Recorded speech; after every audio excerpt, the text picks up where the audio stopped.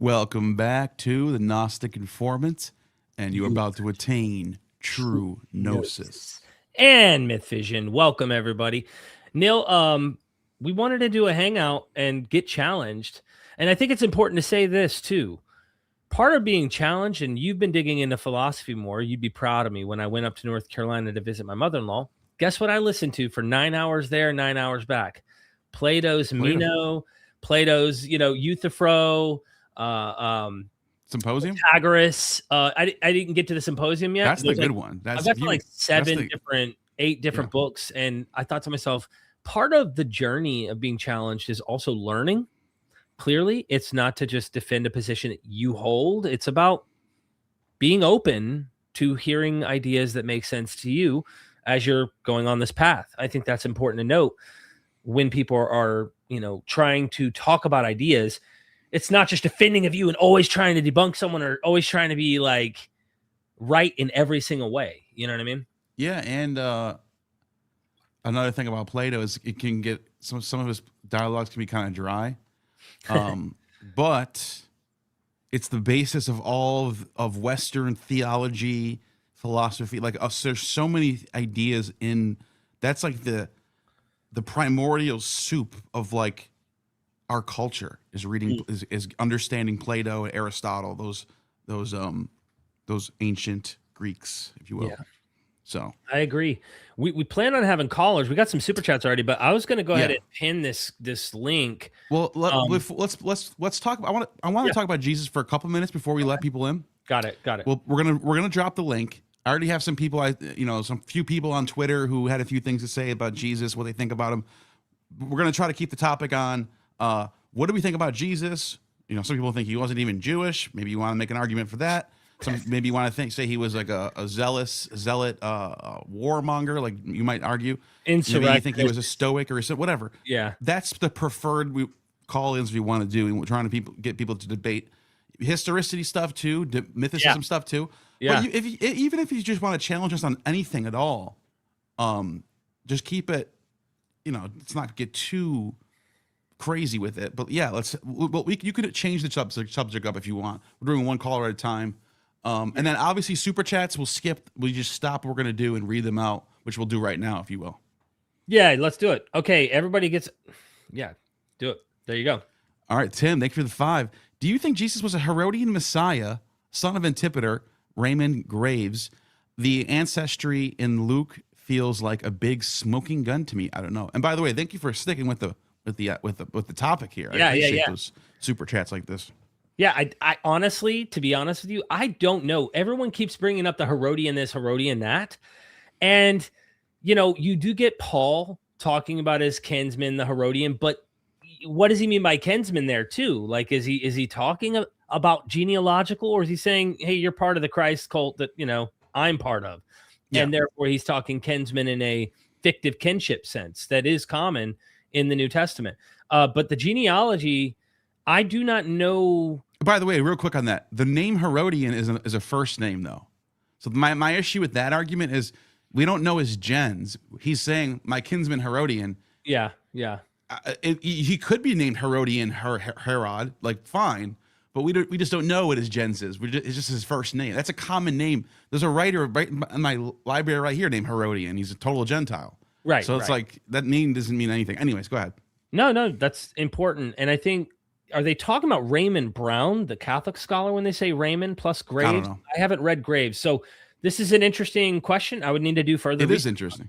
Yeah. And I want to say I'm very sympathetic to this idea because if you look at the political situation in the first century, the Roman Jewish war was just as much of a civil war between the Jews as it was against Rome. Especially if you read Josephus, talk to Steve Mason about this, there was people on the side of the Romans, and they were the Herodians. They were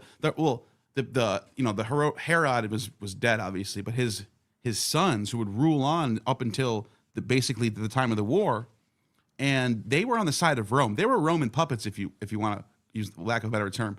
They were basically aligned with Rome against the temple Pharisees and Sadducees of the religious order.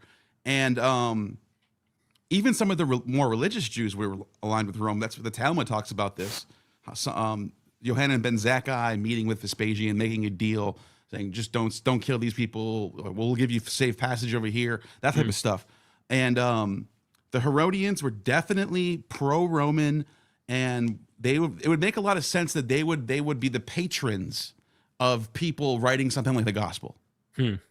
So I'm sympathetic to the idea. Is there a lot of evidence? No, but I'm sympathetic to it. Thank you. So appreciate the super. Yeah. Bakken in the house. Thank you, Bakken, for the super chat. Neil, Derek, did you guys watch the playlist I sent? I haven't had time, I'll be honest with you. And did you email it to me, Bakken? If you get... I got to check this out. I didn't see the playlist, but I will check it out. Thank you for the super chat, by the way. But yeah, I just didn't have a tech. I haven't seen it. No. Yeah. When did you send it? I'll take a look right after this is over. I appreciate that. Yeah, and I just missed it. Yeah, I'm curious to know where I missed that. Yeah. They may have messaged me on Facebook. I'm not sure. Let me know. Let me know. Yeah, it might be it. I need to check that out. I'm horrible at checking my Facebook messages, by the way. Yeah. Thank you, though. Thank you. Tracy Femstar, thank you for the super chat. Idea that Jesus was born of a Roman soldier. I love this one. Yeah, I love this one. I mean, if I may, you want me to go first? No, you go. Okay, I think this is a really fun one. And I don't think there's any way to know, right? For sure. But there's evidence. There's evidence that you can make a case. Yes. Right? Where they found a Roman soldier. They have his ossuary. It was kind of his ossuary. They have his bones inside of an actual archaeological figure that is a statue of a Roman soldier whose name is literally Panthera, meaning panther. And, for the longest, scholars thought Panthera was a play or pun on Parthenos, which is this idea of birth, the divine birth. So it was a jab at the divine birth of Christ. Well, it was people like James Tabor, who I love so much, that goes off and looks for things that most scholars aren't really trying to look at, or at least reinvestigating stuff, old ideas. And he found the Roman, statue with the name Panther on it, Panthera. And he also put some pieces of the puzzle together that make me think, okay, just grant that Jesus existed. I mean, that's already a question that a lot of people who watch our channels doubt, right? But if you grant this guy's born in Galilee, Josephus talks about there being an uprising in Galilee around the time Herod the Great, Judas the Galilean. There was a serious issue in Galilee right near Sepphoris itself, being destroyed, and all this problems with the people next to Sepphoris being Nazareth. So a Roman soldier being in that area to stomp out what's going on bumps into Mary. And some scholars think there was a lot of, I can't say the word on YouTube without them dinging us, forcing themselves upon someone, where soldiers would force themselves upon the locals. Or maybe they fell in love, and you can make a love story out of it, that this Roman soldier and this young Jewish woman have a child. And it would make sense if you take some of the internal logic, where the Jews accuse in John's gospel against Jesus, we were not born in, I think they say fornication. Mm-hmm. So there's like a jab at Jesus's birth in the gospels. Interesting. And so for me, the evidence is that is strong for me is Celsus. Celsus is one of the first Roman sources who actually does legitimate research into what Christianity is. Like Tacitus doesn't really know much about it. He barely mentions it. Spells the name wrong of Christus. Suetonius doesn't a few lines here and there. Nothing. They're not studying this stuff. They're not investigating it. Pliny the Younger, he comes across a group of Christians in one area, Bithynia, but he still doesn't know much about them. It gives us a few details. Celsus, in the middle of the 2nd century, so very early on, and according to Origen, he wrote during the time of Hadrian. So we're talking 130s. Yeah. Okay, so first half of the 2nd century. Right, not long after Tacitus and Suetonius, you have an actual scholar doing research on what Christianity is, and he found out from the Jews that he talked to. He even says this. He cites the Jewish sources. He says, who say that he was born of a Roman soldier named Panthera. And he says, he's not born of a virgin. They all know who his father was. It was this Roman soldier named Panthera. To me, that's a strong case. And now, that still makes him Jewish, though. Yeah, because of course. in Judaism, it's your mother that makes you Jewish, not your father. Yeah, but either way, that whole question is just a strange conspiracy theory to me that we might engage if someone comes on and they're decent in having a conversation. But what's interesting is your point. Scholars point out this guy's smart. He is actually getting a lot of his sources from Jews who are actually knowledgeable on what's going on in the region. And it's funny that the accusation ends up in John. Is this a clue that John is 2nd century, and this debate by Jews and in the mouth of Celsus hints at this dispute over the birth of Jesus in this time period? I don't know. It's an interesting thing to think about. But the one more thing I would say is interesting about this hypothesis is the genealogy in Matthew has Jesus have 4 grandmothers, through the genealogical line that committed sexual immorality.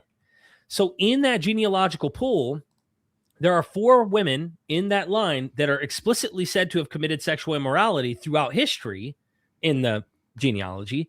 And then sure enough, Mary comes on the scene. And what is the accusation? I know that Christians believe that the text face value. You and I approach it going, often legend hides something or is embellishing. So whether there's a memory or not. But if you take it not at face value, like you wouldn't do with Suetonius' birth of Augustus, and you might go, what really happened? Maybe the accusations that, hey, Mary, you slept with someone else and Joseph is trying to cover for you, or you might be stoned to death. So this young girl who ends up getting pregnant by a Roman soldier, hypothetically, ends up marrying an older man, Joseph, and it covers up the problem. And then later they have a legend. I don't know what the answer is. It's a fun one. Yeah. Let me just read this passage out real quick from sure. Contra Celsum. That's where we get the fragment from, but it's from an original Celsus source. Let us imagine what a Jew might put to Jesus. Is it not true, good sir? And he's quoting this Jew. Is it not true, good sir, that you fabricated the story of your birth from a virgin to quiet rumors about the true and unsavory circumstances of your origins? Is it not the case that when her deceit was discovered, to wit, that she was pregnant by a Roman soldier named Pantera, she was driven away by her husband, the carpenter, and convicted of adultery? And that's funny because that might answer why Jesus is so lax on adultery. Yeah, he's defensive of the woman who's caught in adultery, right? And there's actually, I think Dennis MacDonald, I may be missing which scholar, who thinks the woman that was caught in adultery that's being accused is actually a reflection of his own mother. Might be. So who knows? And one more thing before we go to the next one. I love this topic, by the way. Hopefully people call in about this. The idea that this is a play on Parthenos, that comes from scholars way later in German and English, not Greek. There's no Byzantine early Christian church fathers that are saying this. It actually doesn't make sense that you would think Parthenos and Pantera. Where's the rho? The letter R. It's not there. So it doesn't actually even fit. And Tabor did a good job debunking that. Yeah. Because Bart Ehrman was one of the big ones who was like, oh, this is just a play on the word Parthenos. Tabor was like, no, actually, no one made this. No scholars have ever brought this up until the 17th, 18th century. Yeah. So that idea it sounds like apologetics to me. People just don't like this. I love Tabor for that. I mean, yeah, he's always doing something cool that I'm like, oh. Yep. Thank you, Tracy. Thank you. Archetype theory. Thank you for the 2. I'm archetype theory from X. Okay. Well, awesome. Appreciate. Is this the one that this might be the person I was talking to that says they're going to jump in. We will put on the link just shortly after we get to these super chats. Yep. And then I want to hear Derek's thoughts on who Jesus is. I'll give you mine and then we'll throw the link up there. Yeah. So, stick around. First come, first serve. So, and Victor Engelman, thank you for the 2. Hurrian war god has Shui, in my opinion, cognate with Yeshua. That is interesting. I don't think so. In my opinion, look, I'm not the expert here in linguistics, but I do know that Yeshua means Yahweh's salvation in Hebrew. Hurrian is not a Semitic language. It's not Indo-European either, but it's a local northwestern Near Eastern language. So it's they have there's a lot of borrowing from the Hittites over there. I don't think that It could maybe I could be wrong. I could just not be looking at this right. Maybe they are borrowing the word from Semitic languages. I don't know, but I will say I'm pretty confident here in my own studies that Yeshua is fully Semitic Hebrew. It means Yahweh's salvation. So interesting. Thank you. But I'll Victor. check. I'll look into that. Thank you for that. I appreciate that. Thought on Fire 222. Thank you for the 2. A lot of 2s today. I like that. Was Jesus mentally ill with a Messiah complex? Good question. It is a great question. It depends on if much of the sayings we get do go back to the guy, you know? Yeah, like I can't sit there and say, I can't go back 2,000 years and do I'm not a psychiatrist that I can find out if he's mentally ill. However, was there a lot of people in the first century that had Messiah complexes? Yeah. Yes. Quite a few people that we know from the sources, from Josephus, from other sources.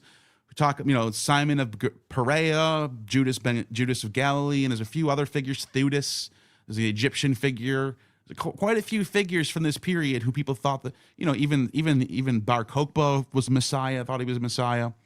So, yeah, there's a lot. I mean, I think he was. Look, I think, and I cannot prove it, and that's the fun part about the challenge. That's the fun part about the whole mental exercise. Can't prove he existed. I think the evidence lends to there having been a Jewish guy who died. What one hell of a story. But I do think that if there was a guy, he absolutely, if he himself didn't have it, he portrayed it, even if he didn't call himself the Messiah. His followers clearly did. And we have so many examples of people like Sabbatai Zevi. We had modern rabbis who died that they believe was the Messiah, who they believe is alive still, even though their bodies are in graves. There's a lot of really interesting cult figures that you could see that have that kind of complex. And it wouldn't shock me if he had a Messiah, and I mean in the Jewish term Messiah. I'm not talking about the reinterpretation necessarily term of what we think of in Christian theology. I'm talking this guy may have been trying to actually have God come in and save Israel, rescue Israel from being controlled by Rome and all those who are collaborating with Rome and stuff. That's going to get into some of my recent inspirations, Neil, of what I'm thinking about when it comes to Jesus, and it'll be a fun thing we'll get into before we bring people on. But yeah, thank you, Thought. Yeah, good question though. Thank you, Eddie Moretti. Thank you for the 20. Thank you very much for that super chat. Really appreciate that, guys. If we go with the Hellenistic dating of the Torah, how does it recontextualize the Dead Sea Scrolls? Doesn't the shock of appearance of the Torah almost stimulate the writing of the scrolls? Well, it actually, the Dead Sea Scrolls, to me, and the Gomer can talk about this too, is actually, I think, a test to the Hellenistic, because it's like, you have this, there's nothing, like, we have papyri. People think like papyri doesn't exist before the Hellenistic period or something. We have tons of Egyptian papyri. We have tons of even Judean, Aramaic scrolls in from papyri from way before the 500s and 400s BC. Nothing about the Torah. So it's like the fact that the Dead Sea Scrolls only goes back to 200 BC, roughly. The oldest one I think is like 200. I think some people try to date it to 250 at the most. I think that's ridiculous. But who knows? They could be right. But still, none of them go beyond what we've been, what the evidence says in the primary sources, the citations of it. There is no Dead Sea Scroll. There is no. So I don't know if it. Does that make sense? Like, to stimulate the writing of the scrolls. No, I just think it attests to it. Like, the evidence lines up exactly where we think it would be, right? Yeah, so I'm having a hard time wrapping around exactly the meaning of this question now that I've reread it a couple times. Hellenistic dating of the Torah, how does it recontextualize the Dead Sea Scrolls? Does the shock of appearance of the Torah almost stimulate the writing of the scrolls? So yeah, the first question, it doesn't. It attests to it. The second question, I'm a little confused on what you mean by the shock of appearance of the Torah stimulate the writing of the Dead Sea Scroll. I don't know. I'm not sure. I really don't know what that means. Yeah, I could just be dumb. I think that there was a continuous, if you go further back, tradition of writing sacred literature. I think that there is traditions we find within this material that go further back. But I think what ultimately people misunderstand about me and what Neil are doing is we're saying we're not sure if some of these things do stretch back, we don't have the evidence for them that we can prove, right? Right. If We're there was a Dead also Sea not- Scroll that dated to 500 BC, I Right. would go, oh, the Torah 500 started BC. being written at 500 BC. We'd have evidence for it. You're just more cautious in saying what we know we have, and then you're skeptical of going backwards before that and using internal historiographical kind of like circular reasoning to try and justify an earlier date when couldn't someone have written that down maybe later? Sure. And reflecting older ideas, these kind of things. So because you can have a text be older and we just don't have any physical copies of it. That's fine. I'm not saying that we have to have a physical copy of it, but we don't have anything that attests to its existence. There's not some other primary source that cites the Bible, for example. Right. That's a problem for me. Yeah. That tells me it just the way the evidence sits, it just doesn't look like the Bible existed before around 400 BC. I kind of push it back a little more than Gemerkin because I give it a little room for, give it some space. I'm not trying to be so like, oh, this is the first time it's mentioned. Hecate, like, Right. no, like we give things some time to show up in the sources a little bit. I say 400. Nothing before 400. Yeah. So I want to take a jab at the second part of the question, just thanking them for the super chat too. Yeah. Doesn't the shock of the Torah almost stimulate the writings of the scrolls? I can't speak on, I'm not an expert at all on any of this material. And I've read many experts, and I think this is important to emphasize. There are scholars who do notice that in the Dead Sea Scrolls, you have a break, an alternative, I'll call it an alternative Torah. It's one Enoch. This tradition that develops that you see simultaneously along with the Mosaic Torah is that Enochian tradition, and they are at odds. The Enochian tradition, the hero, the main protagonist is Enoch, whereas in the Mosaic tradition, it's Moses. And there are Jewish, I'll call them sectarian wars. They're literally hate each other kind of groups. Enoch even uses Egyptian style calendars when it does. Right. There's a whole calendar section in Enoch. You know that, right? There's a Yes. whole and it's solar. So it's going against the lunar, the Mosaic lunar stuff. Yep. So there is I'm agreeing with you. There's a lot of different stuff happening in the Enochian side. And it has 5 books. So I mean, obviously that's a development, but mind you, it has 5 books. There are 5 books to the Torah. There is a competitive it's like an anti-Torah. It's exactly. an anti-Torah. And it's By Jewish, the way, purely. By the way, I'm not skipping those ones, but since it's the same person, Oh. he dropped another 20. Thank you very much. You didn't have to do. I was actually looking in the comments for him to say something because I wanted to see if he can clarify. Yeah. But let's read it. I asked the question about late dating Torah because it makes the phenomenon of this first century Messianism more plausible. The appearance of the Torah with so many laws was a shock, and a response was Messianism to reform the laws. That makes a lot of sense because as Jonathan Adler points out, it's not till the Maccabean period that they started enforcing these laws. Right. So we're already in the halfway through the 2nd century when people are starting to live this way. Yeah. So then you start getting messianic movements happening right after that. Especially once it's popularized. Once you have a political system utilizing these laws, and it's not a few guys in the corner that are just nerding out and scribbling stuff on a paper, on educated people, obviously, but nonetheless not popular. If you grant, that this goes back a few centuries prior to the Maccabees and whatnot, which I do. Once you get this known, it becomes a well-established thing that common folks are practicing. Imagine the virality of Messianism that comes out of this. And when you look carefully, and I know there's a lot of literature on this, but you go look at the dumb move that Wes Huff made, for example, on the Great Isaiah Scroll. When you watch the changes between it and the Masoretic text, which he's word for word, and guess what? Joe Rogan's still spewing the same thing to this day.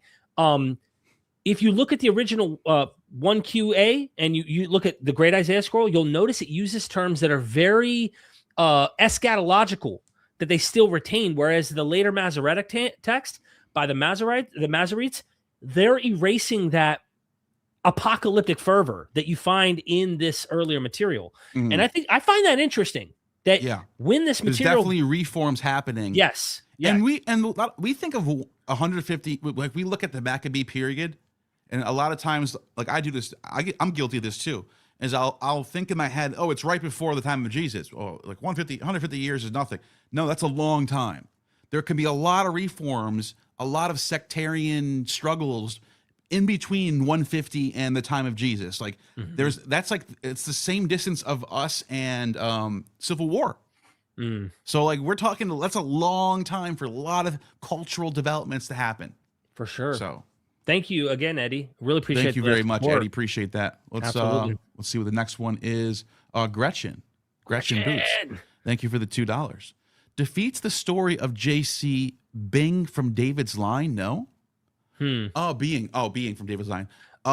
If you go back, this is interesting. They're talking about the Pantera. Yes. Yeah. Because the genealogies are through Joseph. Right. They contradict each other, and this is why some apologists will say one's Mary, one's Joseph. They don't say that. No. They both say Joseph. They both say son of, or father of. They're both using the patriarchal line. They're ignoring Mary. So, and then people go, well, he was born of a virgin anyway, so who cares about that stuff? That's like, then the whole thing just nonsense. But this is true because he's not Davidic anymore. Unless Mary's Davidic. Some people try to make that argument. Right. I don't know how you can do that. I mean, she is Jewish. Like the early Christian sources all basically attest to her, being in the synagogue and going to temple and getting married to Joseph at age 12. Like she was a virgin and she was betrothed to Joseph at 12. That's in the apocryphal sources. So she's Jewish. I don't know if it ever describes what line she's from. She might be Davidic, but I think they're mostly using this as an adoption anyway. So he's from the Davidic line regardless because he's adopted through Joseph. I think that's how they look at it. So I don't think it's not really a problem for them, people who look at it that way. But some people might see it as a problem. Well, the other commonly attributed explanation is that the legend's a legend. The birth narrative is a birth narrative. It's a legend. And that Joseph is actually the father. And so in reality, he is the dad, and therefore, according to the genealogy, would still line up because Joseph really is the dad. It's contradiction to the narrative, of course, but the narrative is legend. And so I've had several. And so is the genealogies, though. Yeah, I don't think the genealogies are true.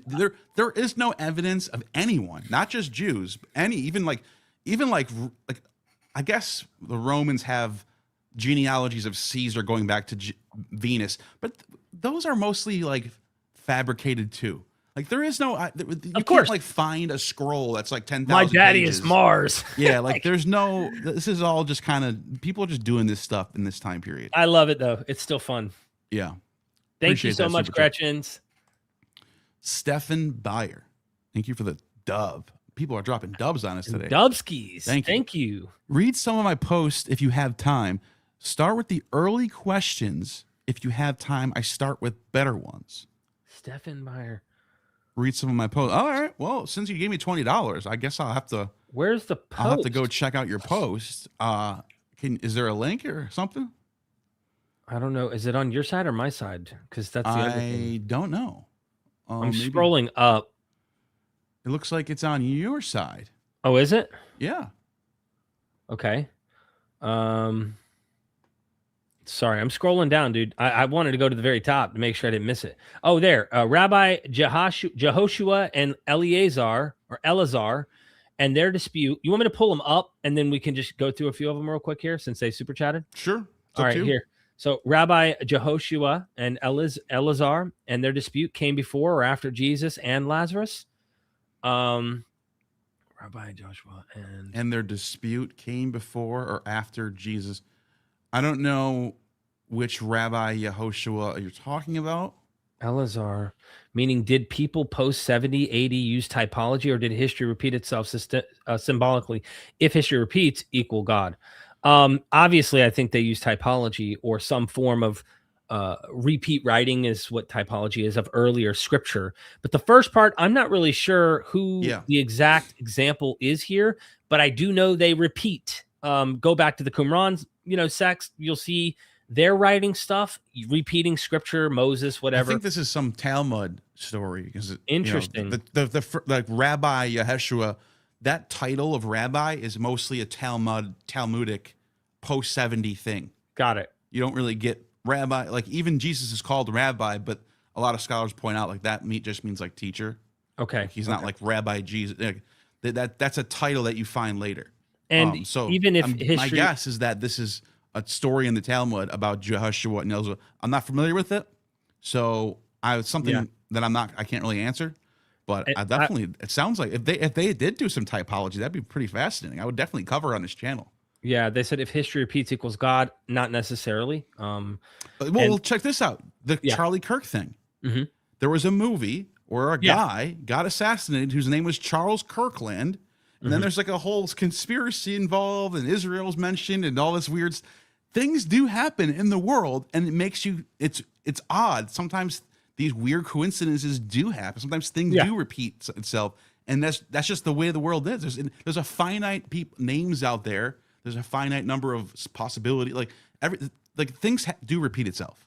Yeah, and it's going to. I mean, we have patterns. Things are going to overlap at some point, especially when your tradition is imitating it. It's intentionally imitating it through literatures and through how you live your life, how you speak. All of that is used on your scripture based on your literature. They said how much of the Bible is written after Josephus wrote Antiquities, meaning Old Testament Joseph typology and Joshua typology in Old Testament. If they're talking about Old Testament material, there is a constant. It's not solid. It's still fluid into the Common Era. The Old Testament materials is not solid. It's not Luke in stone. Acts is definitely borrowing from Josephus. I was going to say, check out your video with Steve Mason on that. Yeah, he really makes the case. He really just makes it so obvious. How like he's constantly mentioning like places that are mentioned in Josephus with conjunction with characters that are mentioned in Josephus, the sequence of events lining up, all that stuff. Yeah. John is post 70. Second Peter, the pastoral letters seem to be post 70. If you go with the consensus argument, look, you can get a little. Listen, I'm going to throw a little bit of curveball. I was going to say, like, there are some scholars who think the whole thing is after 70. Everything's after 70. Obviously, you know what's crazy about that? That makes, if that's true, if I'm not saying that they're right, like whatever. I'm not going to sit here and say who's right or wrong. But if they're right, if Nina and Jack Bull and them are right, that this is all post 70, Christianity all of a sudden makes way more sense. It's easier to make sense of a lot of things. It becomes a replacement of Judaism at that point. Judaism's gone.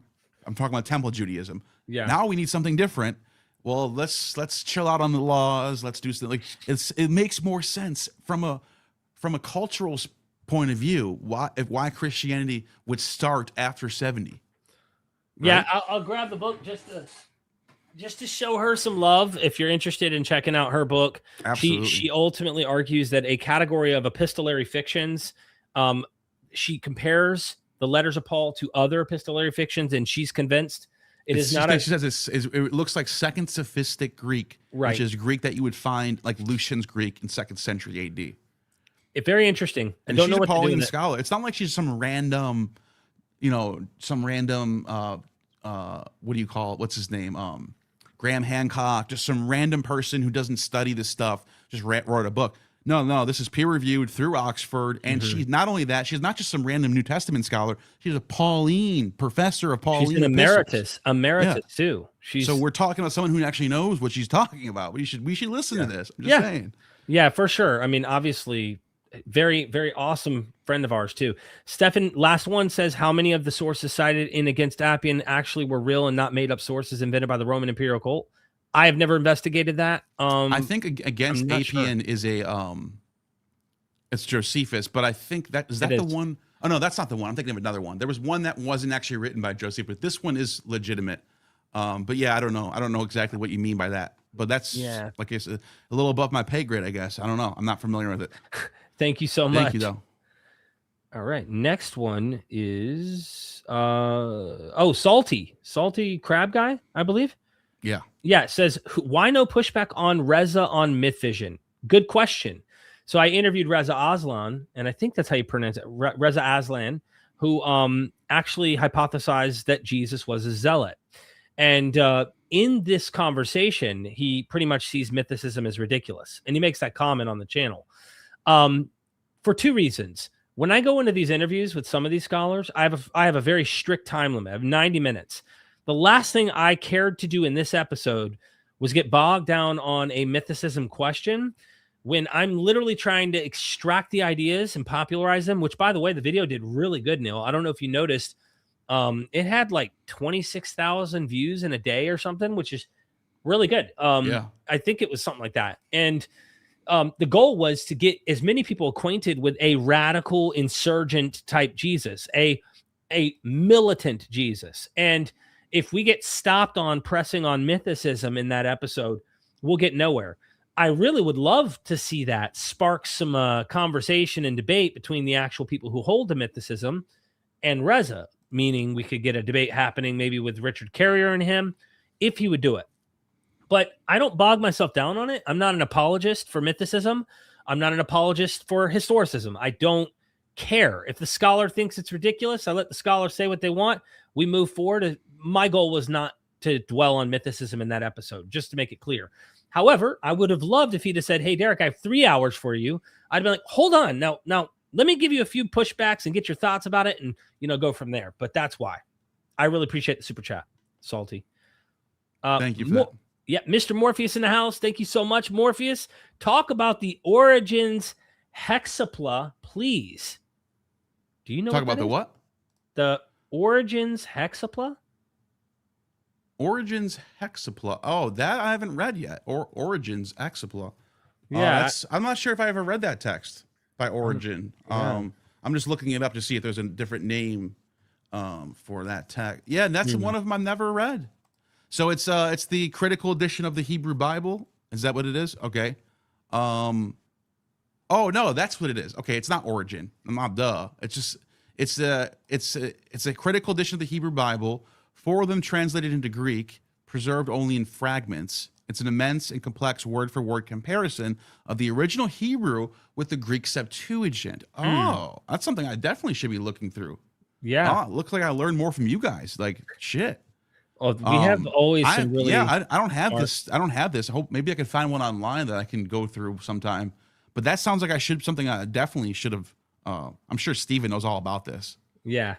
Steven's obsessed with textual. Yeah. Let me tell you the history of the Samaritan Pentateuch and why it's informative of the Hebrew and why the Septuagint, and it's like, damn, I'm glad we're friends. You know what I mean? Yeah.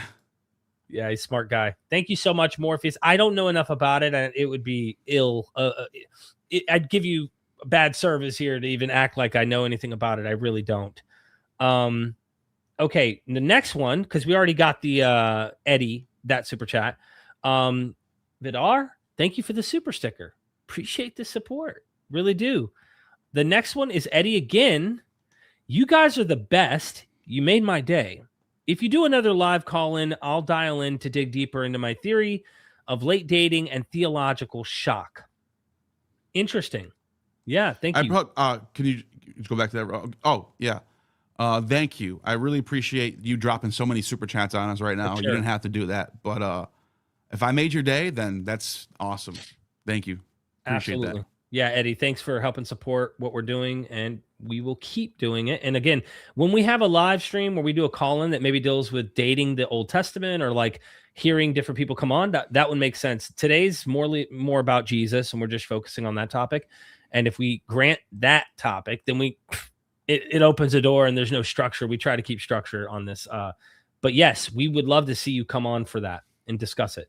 Thought on Fire 222. Thank you for the super chat. Socrates plus Plato equals the secret plot. I mean, yeah. I mean, especially if you, in the Republic, for example, Plato, through the mouth of Socrates, discusses the noble lie and how to run a republic with secret agents everywhere and, controlling everything, controlling the history, controlling the laws. So interesting. Yeah. Very interesting. Thank you so much for the super chat. Dan Dave RC, thank you for the super chat. How do Christians explain that Jesus never claimed to be born of a virgin, but somehow people 50 years later knew that? It is clearly made up. And then Quran also copies it, disproving both Christianity, Islam. You want to comment on that, or you want me to go ahead? Never claimed to be born of a virgin, but somehow 50. Yeah, it's a really good question. He doesn't. I mean, but that's the thing. The people who wrote the Gospels are the ones who are saying he's born of a virgin, Right. and they're also the one reporting on what he said.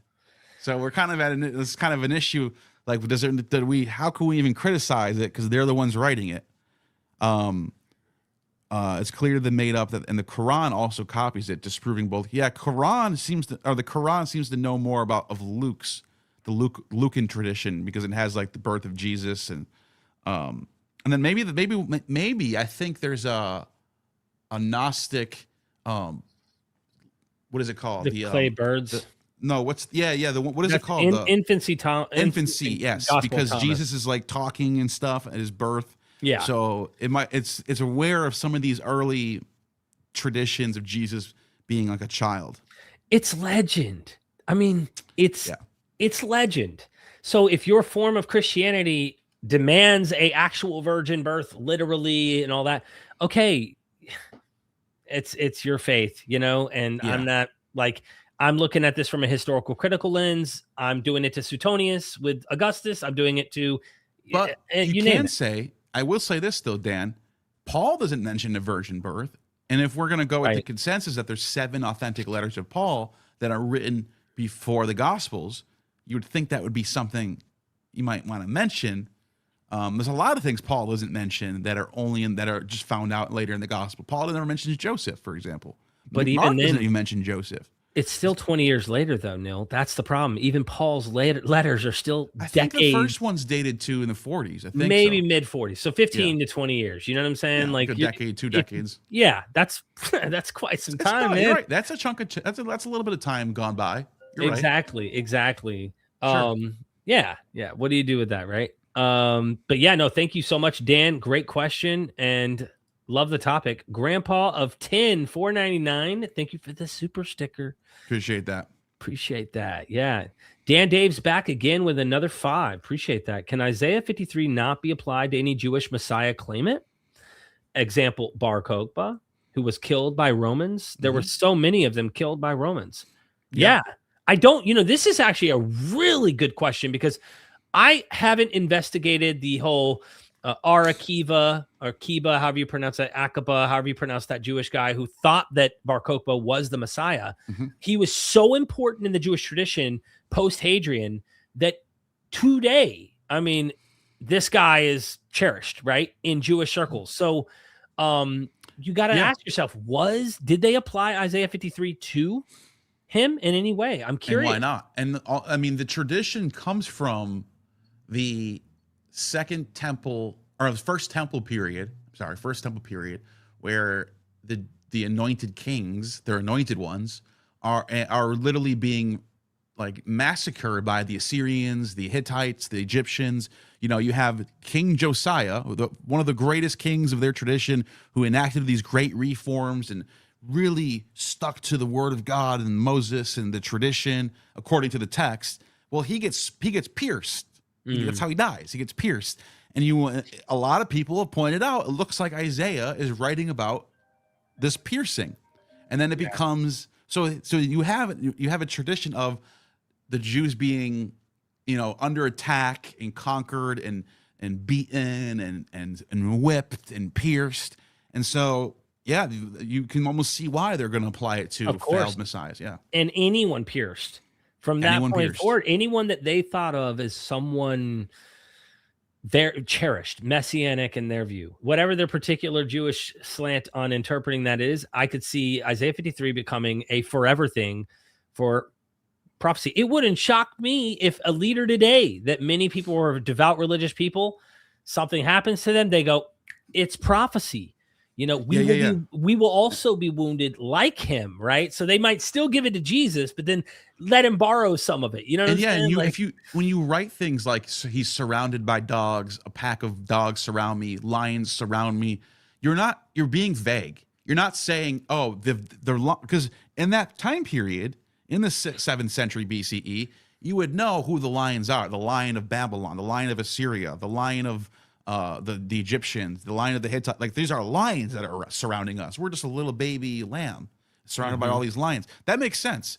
But as centuries go by, and you're in a whole new culture, Roman culture, Greek culture, What is the lion? Well, maybe now it's the Greeks. Maybe now it's the Romans. Maybe it's Right. so you can see the way the written vagueness makes it applicable to anything. It's Nostradamus, man. You know what I'm saying? Yeah, Like, a bird will fly into a tree. Well, it's 9/11. that has to be. Yeah. Yeah. No, but Dan, that's a great question. I actually want to dive deeper into this, and thank you for the idea, because I want to see how they treated Bar Kokhba, and how they did think he was the Messiah, but most of his followers were in the temple that died with him. So the movement of his particular messianic movement went extinct when he went extinct. Whereas, according to the Gospels, Jesus doesn't, it's not in the same situation. Many of them flee and escape. And so the movement could continue to live in light of that scenario. Does Sonics, thank you so much for the super chat. Can you guys explain Philippians 2, 5-11 in our SV in general? Is it an argument in favor of historicity or in favor of mythicism in the form of midrash? This is a good question. Oh, that's Philippians. That's about Jesus coming down as and becoming a man. So this is here. I can pull it up. Actually, you got it. If you can, because I'm on this laptop and my computer's not acting right, which is why I have to use the laptop here. And if you don't, let's read it. Let's read it. And here get the NRSV version. 2, 5, 11. It has to be. Does it have to be an NRSV? They requested NRSV, but you don't. I mean, NRSV. It might be worth it. Is this it right here? NRSV? Yes. There's various versions, but whatever. Okay. Oh, I gotta go through here. NRSV. Scroll down. NRSV. There. Okay. Okay. Let the same mind be in you that was in Christ Jesus, who that he was in the form of God. See, did not regard equality with God. Mm-hmm. Isn't that interesting? Did not regard equality with God as something to be exploited, but emptied himself, taking the form of a slave, being born in the human likeness, and being found in human form. He humbled himself. He became obedient to the point of death, even on a cross. Therefore, God highly exalted him, gave him the name that is above every name, so that the name Jesus, every knee should bend, and heaven and on earth and under earth, every tongue should confess that Jesus Christ is Lord, the glory of the Lord. Okay. You and I have talked about this so much, about when we look at these early Christian doctrines, Basilidean doctrine, Corinthus' doctrine, even like someone like Simon Magus, or the Carpocratian doctrine, Valentinian doctrine. I know these are all called Gnostics, but one of the things I find kind of common in these sources is they kind of all believe that Jesus was a human, or some of them are Docetists, but put that aside for now. Was a human who got adopted by God through the baptism. So the Holy Spirit is a totally different character. The Holy Spirit, who's the Logos that's in John, the Logos is there in the beginning. Because if you read John 1, actually, let me pull up John 1. Yeah. If you read John 1, this is the perfect way to sort of to show what a lot of these, not, because this is, Valentinians were Johannine Christians, and so were the Carpocratians. So were the Basilideans. When Basilides quotes, when he's quoted by the heresiologists, he's constantly citing John. And John is, you have a Logos in the beginning with God. It's a dyad. It doesn't say that Jesus was in the beginning. It says the Logos was in the beginning.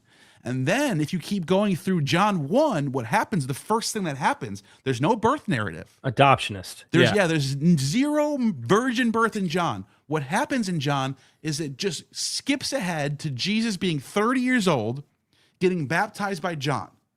And then what happens? It says, where is it?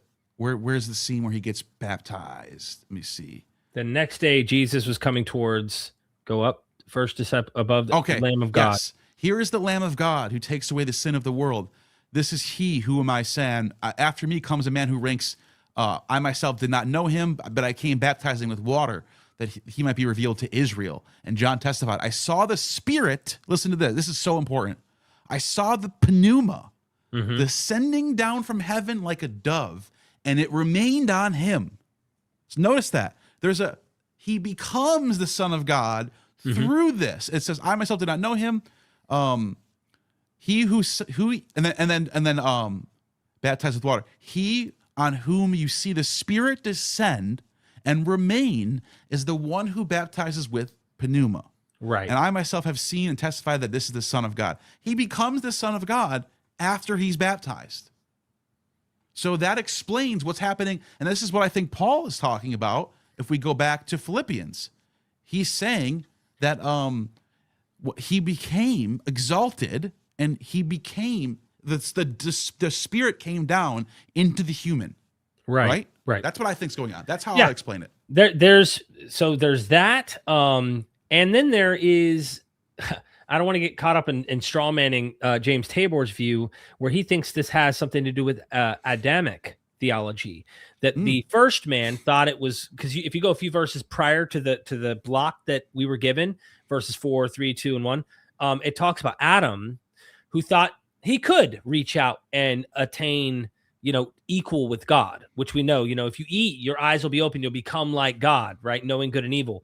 So he believes that you got to look at Adam to kind of understand what's going on in Philippians 2. Either way you slice it, the question is relevant to historicity or mythicism. So however you want to understand that, I do think when you read that Philippians passage, you get a good hint at someone in a body. Someone seems to actually take on human form.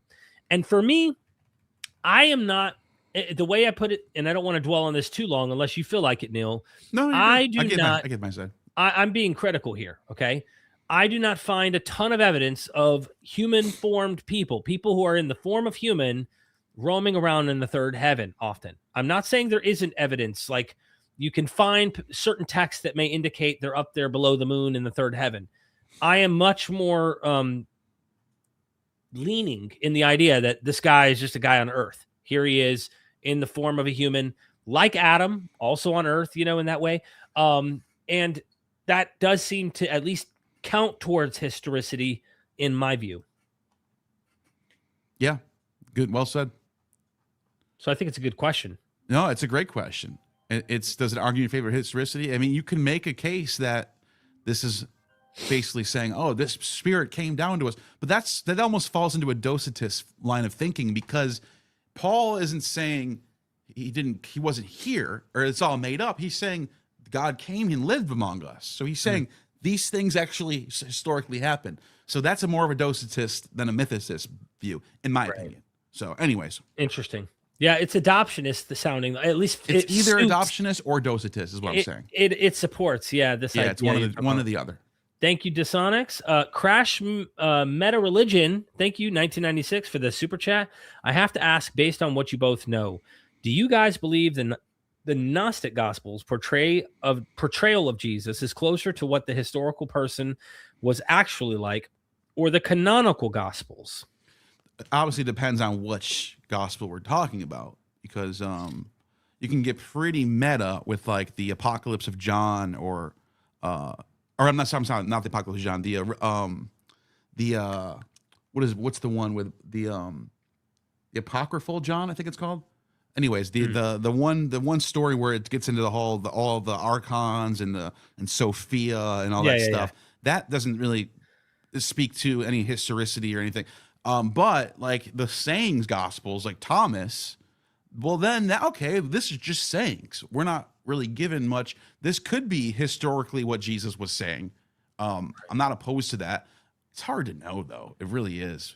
I tend to think the canonicals at least reflect a more closer to what a historical Jesus would have looked like. Because for me, I'm looking at it and I just see a bunch of problems in these texts that make me think, oh, okay, hold on. Why would they change these things? They're changing them as they go. And they're using the prior gospel in order to rewrite their own. And there are things it's important to note when you say something like that, the Gnostic Gospels are not the first. Like, you have Gnostic doctrines reflected in first century. Corinthus, for example, Simon Magus, Basilides. And they're using the Gospels. We call them canonical. They're using the canonical exactly. Gospels. The Gnostic texts are later. And so a lot of times people conflate the two, and they'll think like Basilides was like reading these 4th century, 3rd century Coptic stuff. No.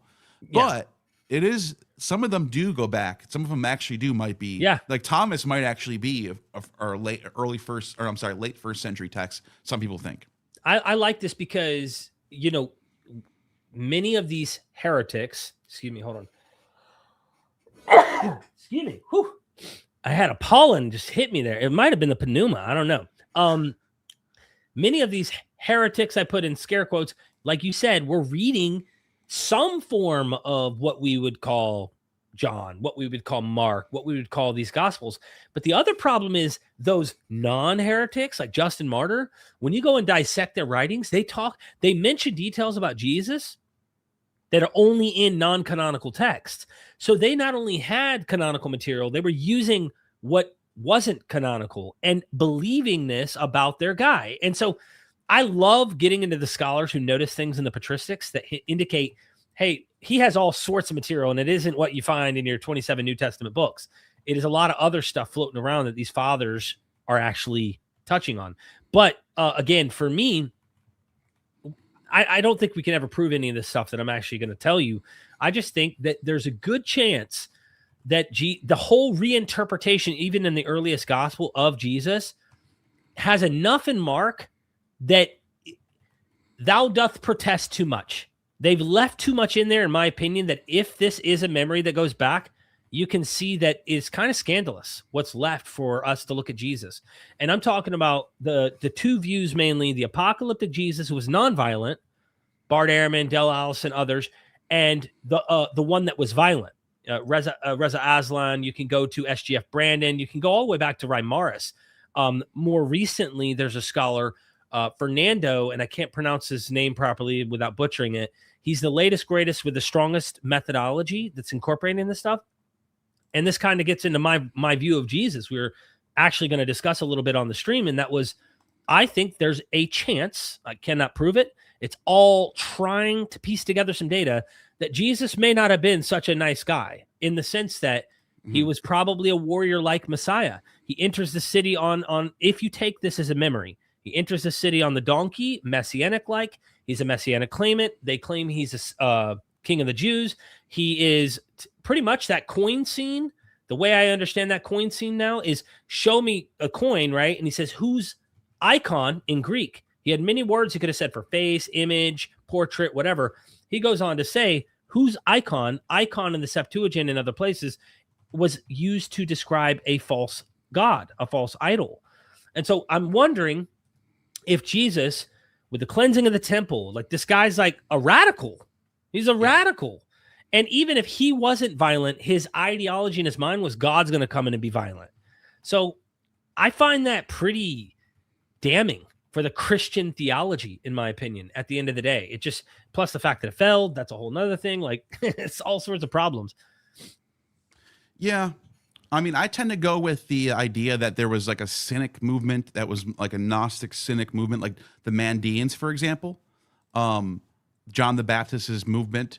I think that because we know historically that there was a movement like this. And the Mandeans are called, and Manda is a word that means, in Aramaic, that means knowledge. So Mandeans are like Gnostic, literally. And so I think there was like a movement that was anti-materialistic, very cynical movement of Judaism that was countercultural in towards the temple Judaism that they thought was more materialist, and there were these wealthy, hereditary, wealthy Judeans who they were opposed. I think Jesus comes out of that school of thought, and it might be a little of both. They might have had some inclinations to fight against if they had to. Maybe they thought they were called upon to do some sort of insurrection. It might be both, actually. I think it's interesting. My final comment on this, because I didn't want to go too deep in this. I'm actually working on a video that covers this. The fact that Jesus was crucified is a big red flag to me. If you grant he was crucified, not necessarily when and where and all that, the guy gets himself killed by Rome. It's not Jews, it's Rome. Most of the scholars I've ever read think that the whole kangaroo court that Messiah blasphemy, that scene is fictional. It's putting the blame on Jews right there in the earliest gospel. Likely got himself killed by Rome. And he's called Alestes, right? This is a very important point because in Josephus, he describes these insurrectionists, these people who are willing to fight. They're fighting, they're Messianics, they're fighting against Rome. He calls them Lestei. Yep. And he gets killed between two of those. These are other insurrectionists. Now, how do I know they're insurrectionists? Go into Mark, and when he describes the scene between Barabbas is a murderer. He's killing people, and he's an insurrectionist. He's a Lestei. You know what I mean? This guy is one of the people who also was there in the insurrection. And Jesus is just too close for comfort. And the fact that he's so close to these people who are committing temple cleansings and Peter cutting off the ear of a Roman soldier in a garden. Hold on, what the hell's going on here, dude? You cut the dude's ear off, cutting off a soldier, maybe not a Roman soldier. I think it was Jewish soldiers, but there are hints, right? I did not come to bring peace, but a sword. You know what I'm saying? I can sort of see that, but it also is like they're the ones writing this. Of course. And so why are they going to put him? They put him in opposition to Barabbas, like he's the peaceful one.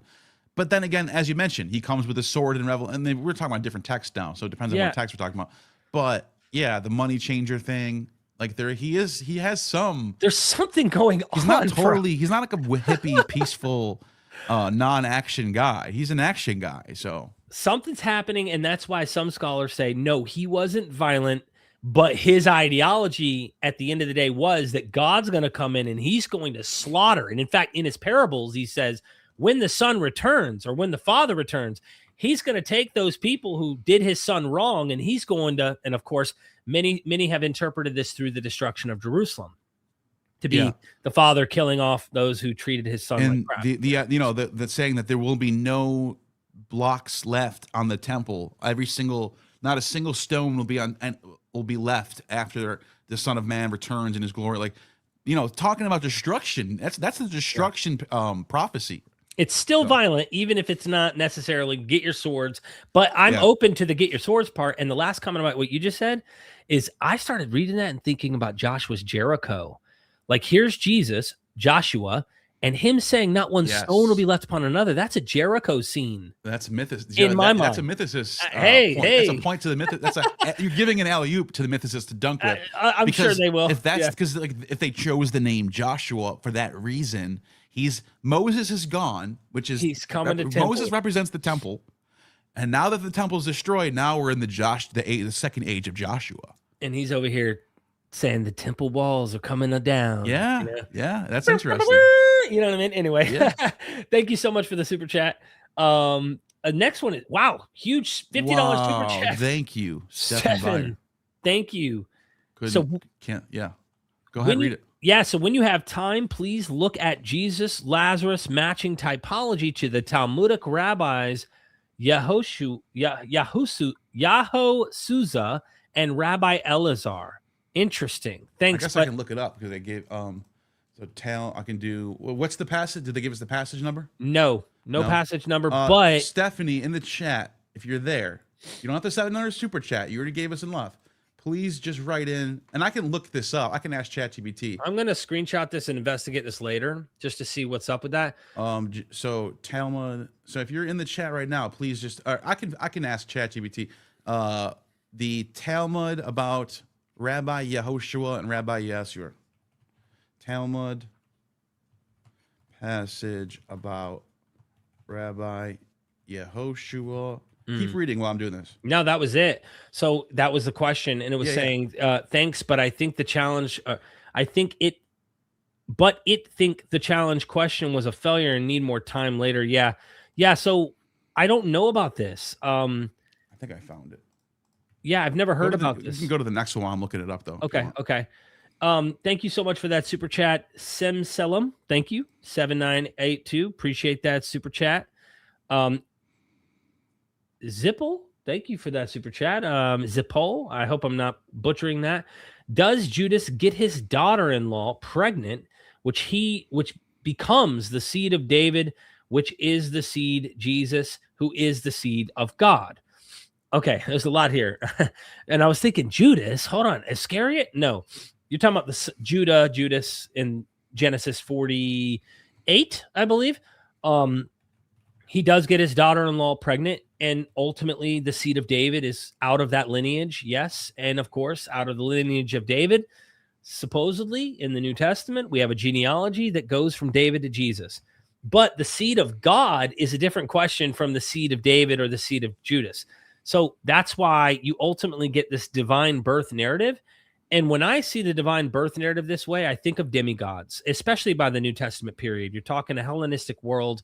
It's Mediterranean birth narratives. That's due for the course. Everybody who's got this kind of birth narrative, they're aware of it. However, you can find these kinds of narratives in the Hebrew scriptures. You will find the most obvious one is the birth of Samson. If you're looking for an interesting article I loved, it's called A Strange Biography of Samson. And in that biography of Samson, they go over the story of Samson and Judges. And whoever the editor of this text was, did not want... They put the angel of the Lord in there because it's clear that God ends up having intercourse with Samson's mom. And the dad's jealous. Josephus documents this in his rewriting of the Jewish scriptures. And he could tell that the husband is jealous because this angel of the Lord, which is supposed to be God, is interacting with his wife in a field. We also have law codes where that gets in a sidetrack. So anyway, definitely worth looking at that. But the idea of the seed of God, it's a birth narrative later. I would just say your question definitely comes from Judas, down to David, down to Jesus. That is the line that they are drawing in the Bible, which is odd to me that I'm not sure, Nil, why people would think he wasn't Jewish. I'm even the text seemed to indicate or imply it's 100%. Is it so? Yeah, I don't understand. I wasn't paying attention. Did Judas get his daughter-in-law pregnant, which was the seed of David? Yeah. Yeah. So, did Judas get No, his I'm just asking an additional question on so top first of of all, when Jesus meets the Samaritan woman in John, she literally says, "You Jews are not allowed to talk to us Samaritans." She calls him a Jew. Jesus even says, "Oh, you were right to say this because salvation is from the Jews." Right. He's agreeing with her. He's a Jew. That's case closed. They just ignore this. You bring this up. It's like they have a force field around their brain. Luke They're not says allowed. he was circumcised. They're just like totally goes around them. And then you bring up like the genealogy goes back to Judah. Yep. And you talk about how he says he's practicing. He gets circumcised on the 8th day. 8th day in Luke. Yeah. He goes to Hanukkah, celebrates Hanukkah. He goes to Passover. He goes to the synagogues debating other Jews all day long, like Jews do. He's culturally, religiously, ethnically, he's a Jew in every single way. I don't get it. It's such a conspiracy. He's more Jewish than Jews today. Yeah. Yeah. Seriously. Yeah, literally. I mean, as much as you can be, you know what I mean? Like, my goodness. Biologically, I'm speaking, DNA-wise, obviously, it goes back closer to that period. But whether Judah even existed is another question. But either way, they still have had this constructed concept as a people way back then. So Dustbuster Dust6237, thank you for the super chat. I'm deconstructing. Any good book recommendations? Neil, you have probably a different go-to in your mind than maybe I would have in my. It depends on what the person's wanting to. I'm deconstructing any good book recommendations. I mean, you're deconstructing. I'll give mine, and I'll let you have a second, okay? For me, and I'm only speaking for me. When I started deconstructing, I actually started to be aware more of science. I had no freaking clue, dude. I was a young earth creationist for like a decade of my teenage years into my early adulthood. I was like wrestling with this. I knew people were old earthers, but I'm a fundy, right? I believe the Bible, literally. And I did not believe evolution was true. I thought it was a lie. I read that book, A Case for Christ, A Case for Creator by Lee Strobel. Both of those books I read.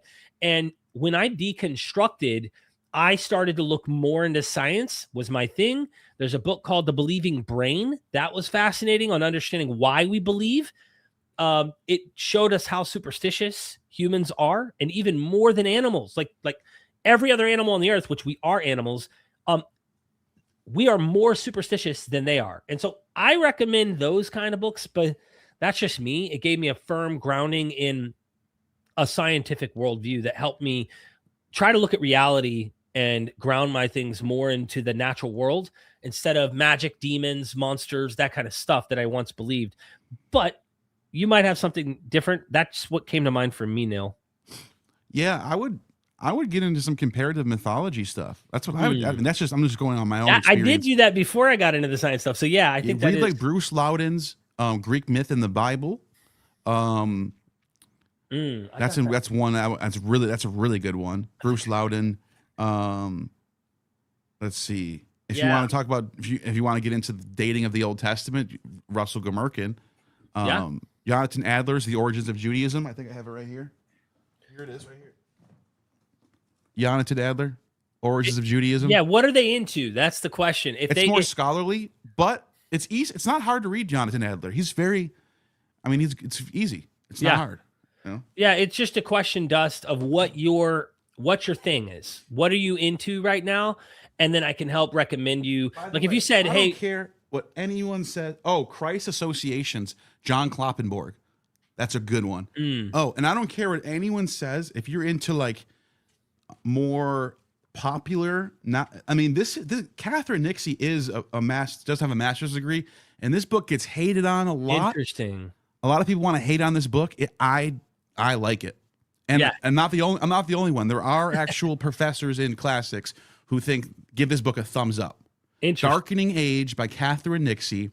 It goes through the history of Christianity and the sort of impact it had on the world, negative impact. She talks about like the martyrdom of what's her name?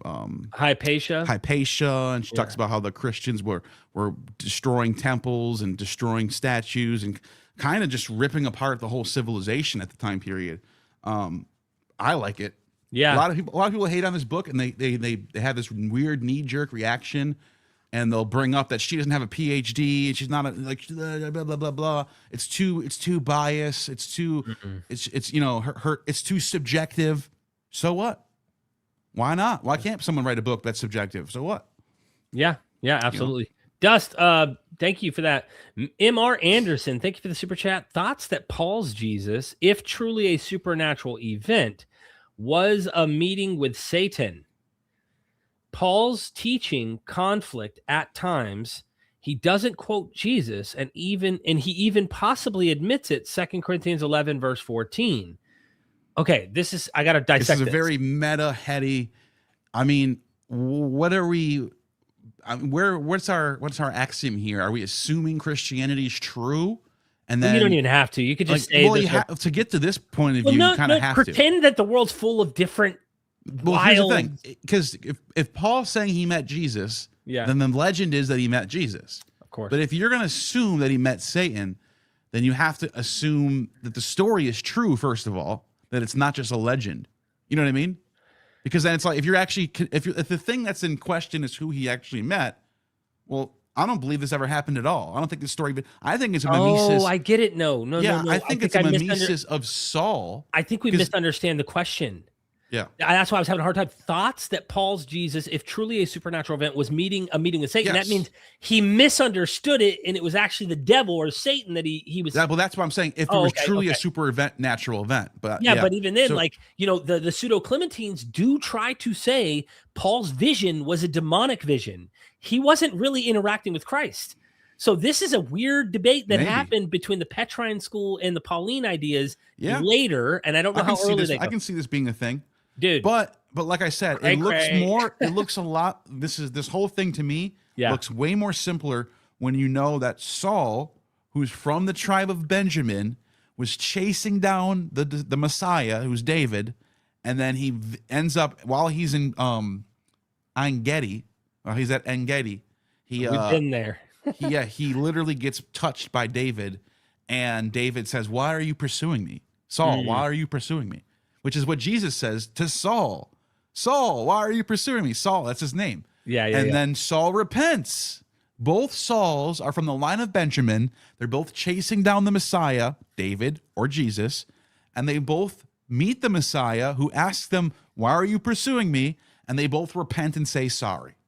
Right. That's a lot of things lining up. That's a lot of things lining up. Bro, we love this stuff. So I don't think it's Satan. I think this is just a mimesis story. I do agree, though. You and I both were talking about this before the live stream. That 2 Corinthians 11, verse 14, I believe it's the Last Supper, if I remember based on the memory. Can you pull that up? 2 Corinthians 11, 14? 2 Corinthians 11, 14. Yeah, please. Let me share my screen. Yeah. If you don't mind, man. Because I can't share my screen through this computer. So, yeah. So what's second? Okay. Everybody hit the like button. Do you want me to just do you want to you want to see this whole passage or just 14? Oh yeah, do the whole passage actually. Okay. That's interesting. So okay. And what I do, I will also continue to do in order to deny an opportunity to those who want an opportunity to be recognized or as our equals in what they boast about. For such boasters are false apostles, deceitful workers, disguising themselves as apostles. Come on, bro. And no wonder, even Satan disguises himself as an angel of light. Mm-hmm. So it is not strange if his ministers also disguise themselves as ministers of righteousness. Their end will match their deeds. Keep going. Go down to. By the way, 17. This is what a lot of people cling to this as the whole Lucifer thing. Yeah. Because Lucifer is obviously a mistranslation of Isaiah. Right. Not a mistranslation, a misunderstanding of Isaiah, because it's about Babylon, not Satan. The king of Babylon. Anyways, the people try to go, but what about this verse? It's like, so what? Anyways, I repeat, let no one think that I am a fool, but if you do, then accept me as a fool, so that I too may boast a little. What I am saying in regard to this boastful confidence, I am saying not with the Lord's authority, but as a fool. Since many boast according with human standards, I also boast. Go down to 26 real quick, just so everybody can see in the same section. On frequent journeys and dangers from rivers, danger from bandits, danger from my own people, danger from Gentiles, danger in the city, danger in the wilderness, danger at sea, danger from false brothers and sisters, in toil and hardship, through many a sleepless night, hungry and thirsty, often without food, cold and naked. I'm looking for the cup, the proclaim the Lord's death until he comes. That's a different passage. 1 Corinthians 11, 26. Yeah, should be. Maybe. I'm in 2 Corinthians. I don't know why I'm in 2 Corinthians. Okay, but by the way, that's interesting. You brought that up. Is it 2 Corinthians? I thought you said 2 Corinthians. It is second. My dumb. No, I was in 2 Corinthians. That's why I thought of the Lord's Supper. I was in 2 Corinthians. Okay. I had them backwards. The fact that they brought that up, though, that's a dispute between the groups. So Mr. Anderson is actually trying to highlight the thing I was saying about... Wait, but I was in 2 Corinthians, though. Right, you were correct. Okay. I was thinking 1 Corinthians because that very passage in 1 Corinthians 11, there's the Lord's Supper, the whole, the night he was handed over. Yes, that's 1 Corinthians. Yeah, and he says, I received from the Lord, not from Peter, not from James, not from... tradition, even though that is a possible interpretation, but unlikely when Galatians says, I didn't get nothing from these guys. And he goes out of his way to really try to distance himself from the actual disciples, right? So I think there's some serious beef going on. 2 Corinthians 11 that we just read with your context. 1 Corinthians 11, that's why my mind easily made the mistake, is talking about that night he was handed over stuff. But great observation, and pseudo-Clementine literature goes further and questions the vision that Paul had, calling it possibly demonic. So these are other Christians who are saying, Paul, Peter, James, the disciples, they walked with him. They listened to the man himself tell them the teachings. And so you already have Jerry Springer right there in the New Testament, in my opinion. By the way, I'm trying to find this passage. Oh, I think I found it. Here we go. Okay. The one from the earlier who gave $50. Yes. But I don't know if it's Yohanan. I'm not finding anything with Yehoshua. I'm just confused on what I need. Can you email me? There's so many Yehoshuas in here. I'm having a really hard time finding exactly what we're doing here. Hold on a second. Yehoshua. Okay, I think I found it. I think I might have found it. But it's just... Because, this is what I asked ChatGPT, and it says, Yohanan said to Eleazar, give me your hand, and he stood up and healed him. That's Yohanan. That's not Rabbi Yehoshua. And then it says there's a second separate story in Sanhedrin 68a involving Rabbi Eliezer on his deathbed being visited by Rabbi Yeshua. Okay, let's see that one then. Right? Can that be it? I don't know. I want to make sure we get to that. So if they could email me or you and ask further clarification. Here, I found it. I'm gonna read it real quick since they did pay. Please. Okay. Yeah, please. All right. Share your screen or yeah. This is from Sanhedrin 68a. It says the Gemara asks, did Rabbi Akiva learn these halakhat from Rabbi Yehoshua? But isn't it taught in the Bereta? When Rabbi Eliezer took ill, Rabbi Akiva and his colleagues came to visit him. He was sitting on his canopied bed, and they were sitting in his parlor. They did not know if he'd be able to receive them due to his illness. And on that day was Shabbat Eve, and Rabbi Eliezer's son Hyrcanus entered to remove his phylacteries. Phylacteries, as phylacteries are not worn on Shabbat. His father berated him, left him reprimanded. Hyrcanus said to his father's colleagues, "It appears to me that the father went insane since he berated me for no reason." Rabbi Eliezer heard this and said to them, "He, Hyrcanus, and his mother went insane. How could they neglect Shabbat preparations?" I don't know. I don't see I it. don't know where it is. Yeah, I'm curious to know what the typology is here. Yeah, it won't shock me if there is. No, it wouldn't. It wouldn't. You know, but I gotta know exactly. Is this it right here? Everybody had just stood on his feet and said, "The vow is permitted. The ostracism that was placed on Rabbi Eliezer is removed. It is pure with this word, his soul left him in purity. Rabbi Yeshua stood on his feet." Yeah. Okay. Looks like there's probably something going on here. Yeah. Well, thank you so much again, Stefan. If you would email us the specifics, that would help us out. I really appreciate it. Kevin Hogan, thank you so much for that super chat. I don't know if that's Saidi. Messiah, 4 kinds in Old Testament. 1, king of Persia. 2, prophet. 3, temple high priest. 4, royal ruler of Israel. So you have a king, you have a king of another country, Cyrus the Great. Prophet, you can go through several prophets that would fit this idea, and then temple high priest. Jesus could have become any of those things, but we know nothing about Jesus.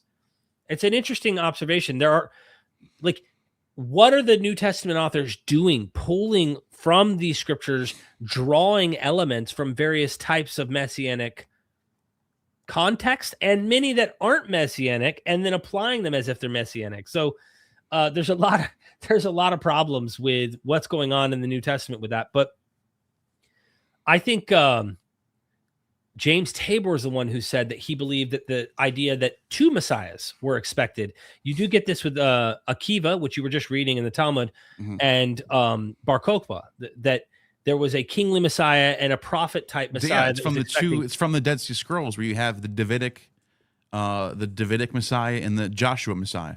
Yeah, or I'm sorry, the Aaron Messiah. Yeah, priestly. So that John so it's the suffering Baptist, and triumphant. They think that John the Baptist, or he may have fit some trope they're trying to say in the New Testament pertaining to the Messiah. Obviously, Elijah, must come first, that kind of thing. Yeah. We see that. So, yeah, I won't go so far to say we know nothing.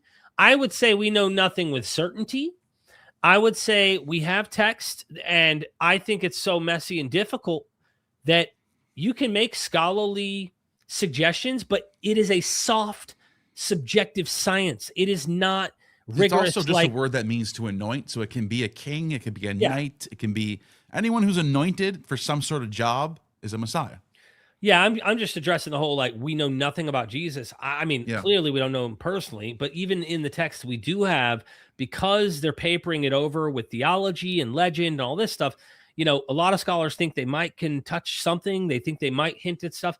I honestly have given up being confident and certain. A mythicist might come along and go, dude, you can't know anything. You can't know. And I go, well, you're right. I don't know. If you're going to say that, then we don't know anything about Pythagoras, because all the sources that mention Pythagoras are way long after he's alive, and we have nothing he wrote down. Right. So you kind of have it's kind of like an unfair I mean, it's not unfair to say like there's nothing we have from Jesus or his contemporaries. That's fine, but like the data is the data. Like we can talk about what we should accept versus what we shouldn't accept, as far as like what is exactly ripped from the Old Testament, what is typology, or what is a miracle. Like, but like, how do we know, right? You see what I'm saying? Yeah. And I think you and I would agree with Kevin here in simply saying we don't have that kind of confidence. Sure. But we might have some moments of a little more confidence than others, but we're not like acting like we got it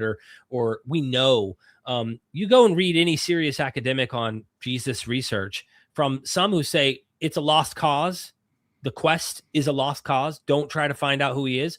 To others who say, no, he's like this. And they will argue and debate it. And then others who go, sorry, he's like this. And by the way, probably equal IQ levels of very intelligence. And they can't agree on what they're looking at. And I'm sitting back here with popcorn going, today I'm a rebel Jesus follower. Tomorrow I might not know if he existed. And, you know, I'm just on a journey learning. And I think it's hilarious when you see some of these more mainstream biblical scholars who are just looking at the Gospels and like, well, it says Judas did this, and so he did it. Like, just taking things at face value, and that to me is like horrible methodology. That like you almost wonder how these people even have PhDs that they're doing it. Like Judas was a real person. I think he betrayed him because he was mad about this, and you're all just speculating on why he betrayed Jesus, dude. It's so clear. This is like a genre. It's not like it's a specific kind of biography that we shouldn't take at face value. The genre it's in a class of its own, and it's rewriting the Old Testament to make a new story about the Messiah. Like you can't just take these stories at face value. They're not. That's the hard part. You cannot take these stories at face value. You can't. Yeah, and when you do, you see the typology, you see the rewrite, you see the fiction, and you have to be very cautious on what kind of are you stepping on like what looks like something solid, but it's not, you know, you don't know. You don't know what's up. That's the problem. Tracy, thank you again for the super chat, but you didn't think Isaiah is Hellenistic. But don't you think Isaiah? Oh, sorry. Oh, okay. Yeah, I mentioned because I was talking about Josiah and Isaiah being the pierced one. Now, I've been clear about this from day one. I do think that there are sections of the prophets, for example, and even like Genesis, for example, that do go back to an older period of time, but the form that we have it in now is Hellenistic, no doubt. So I think there might have been an older version of Isaiah that does probably date back to the Persian period, and writing and hearkening back to when they lost their temple, when they lost the kingdom. They're looking back at Josiah and what a great king he was, attributing stories to him. I don't think there is really. I mentioned earlier in this stream that he did these reforms. I don't actually think those reforms happen. I'm doing an internal critique of what the text says. Yeah. So I'm just taking the text at value. They look at him as the king who enacted these reforms. So Isaiah wrote this story about this great king who got killed and blah blah blah, and he sort of represents Israel and Jacob himself. But I'm saying I think this was written later. Now, how much later do I know? I don't really know. It's hard to tell. But I'll tell you this that I know. Isaiah mentions King Cyrus's name, and he supposedly lived 200 years before King Cyrus. Right.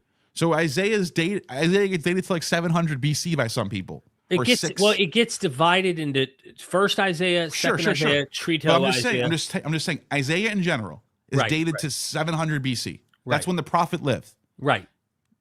Most sane scholars, even the ones who are more on the maximalist side, know that he didn't mention Cyrus's name as part of a later version.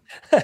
But here's the thing about that. So now we know, at the very least, there's a section of Isaiah that's written way later, post King Cyrus. So what I'm saying is, I think it's more than people think. Yeah, I think most of it's after Cyrus. You're thinking there is a tradition that may go back. What was that? You might laugh at it if you saw it. We don't know if the second Isaiah is really the original that went back, because even that's been touched up by the final redactors in the Hellenistic period. And this is why Ian Young on your channel and mine, we both interviewed him, and there's a fluid, the text is still being shaped and formed by Jewish scribes in the Qumran materials. So you can see them changing. So like we suspect some goes back, no doubt.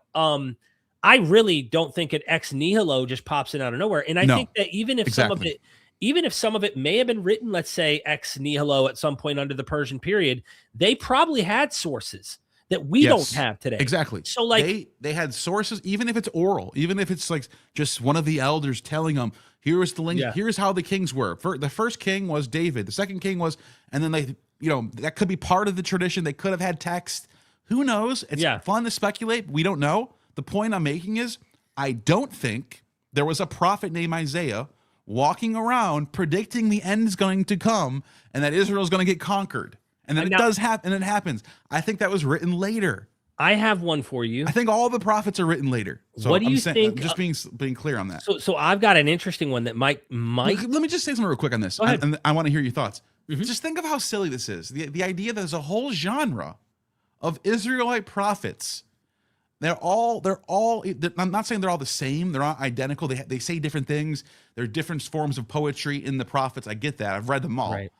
But what they all have in common is they're all predicting the destruction of Israel. They're all saying, woe to Israel, woe to the Ammonites, woe to the Philistines.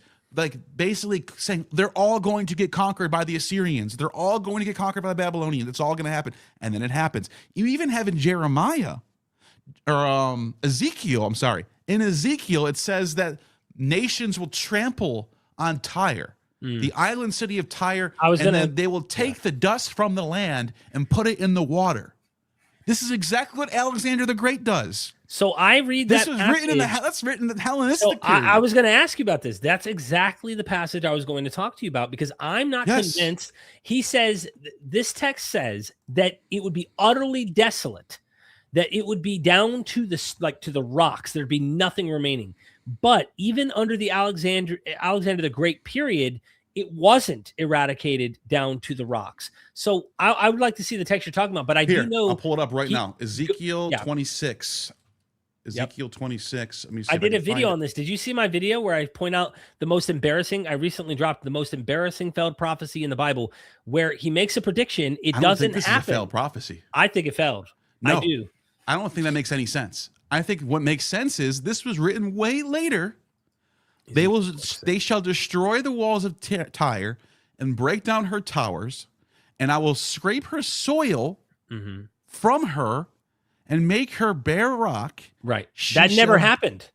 Yes, it did. Alexander the Great. It bare rock. It was not. It was still a thriving city even after Alexander the Great went in and conquered. They made a deal. There was that's no what I'm destruction. Saying. In the Hellenistic period, the land was all ruins, and the city. They did build a bridge. I know. That's what I'm saying. The city was on the island bridge part. Right. So this would have sounded like a fulfilled prophecy to someone living in the 200s BC. Well, here's the reason why I think it's. But let me finish this though.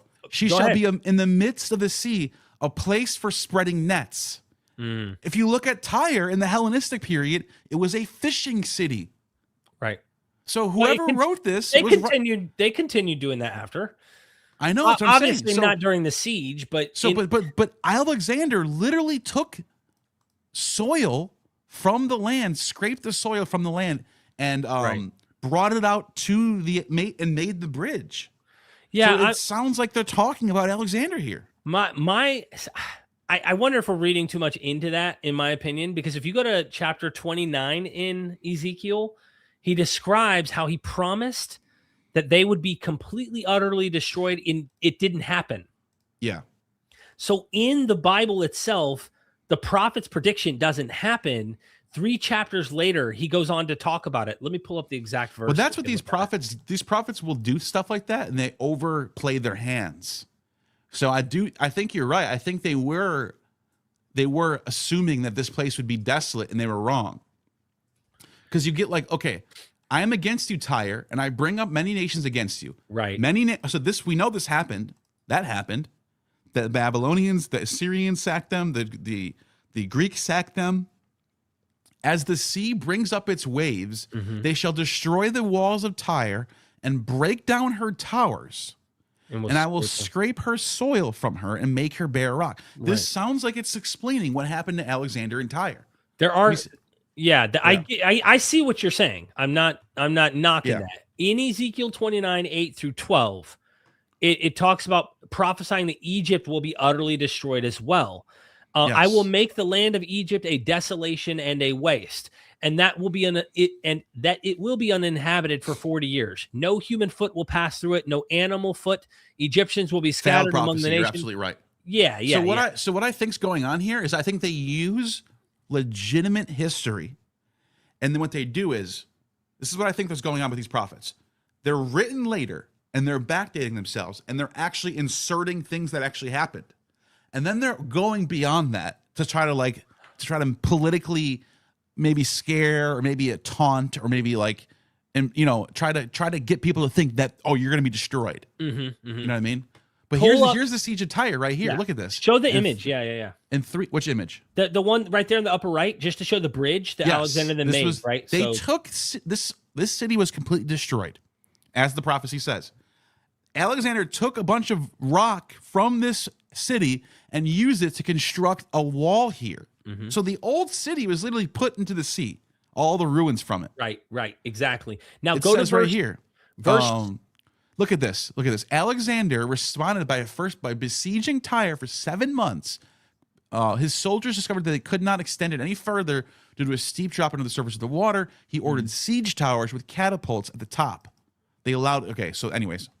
So go to chapter 29, Ezekiel 17 through 20 real quick.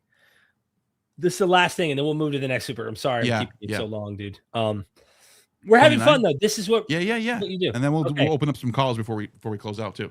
Okay. So it gets interesting here. 17 through 20, it literally says, pull it up here, 17 through 20. This is why I said I think the original failed. In the 20th year, in the first month, on the first day of the month, the word of the Lord came to me. This is Ezekiel. Son of man, Nebuchadnezzar, king of Babylon, made his army labor hard against Tyre.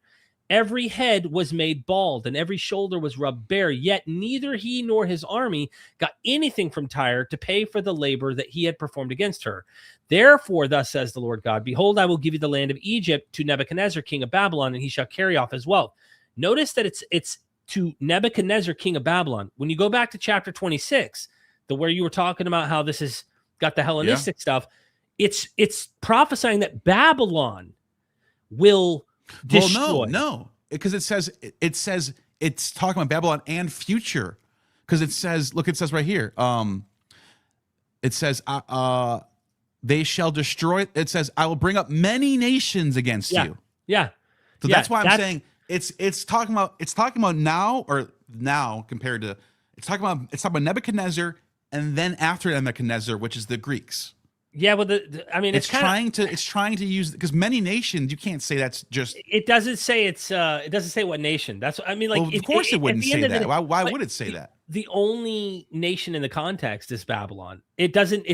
I know, but I don't think that's enough for me. That's not enough for me to be like, that must be Alexander. For me, the scrape her soil from her and make her bear rock. She shall be in the midst of the sea, spreading nets. That to me sounds like what happens later. I don't know. I'm just saying. Yeah. No, I get it. Anyways, we can keep going. Yeah, this is brotherly debate here. Okay, continuing.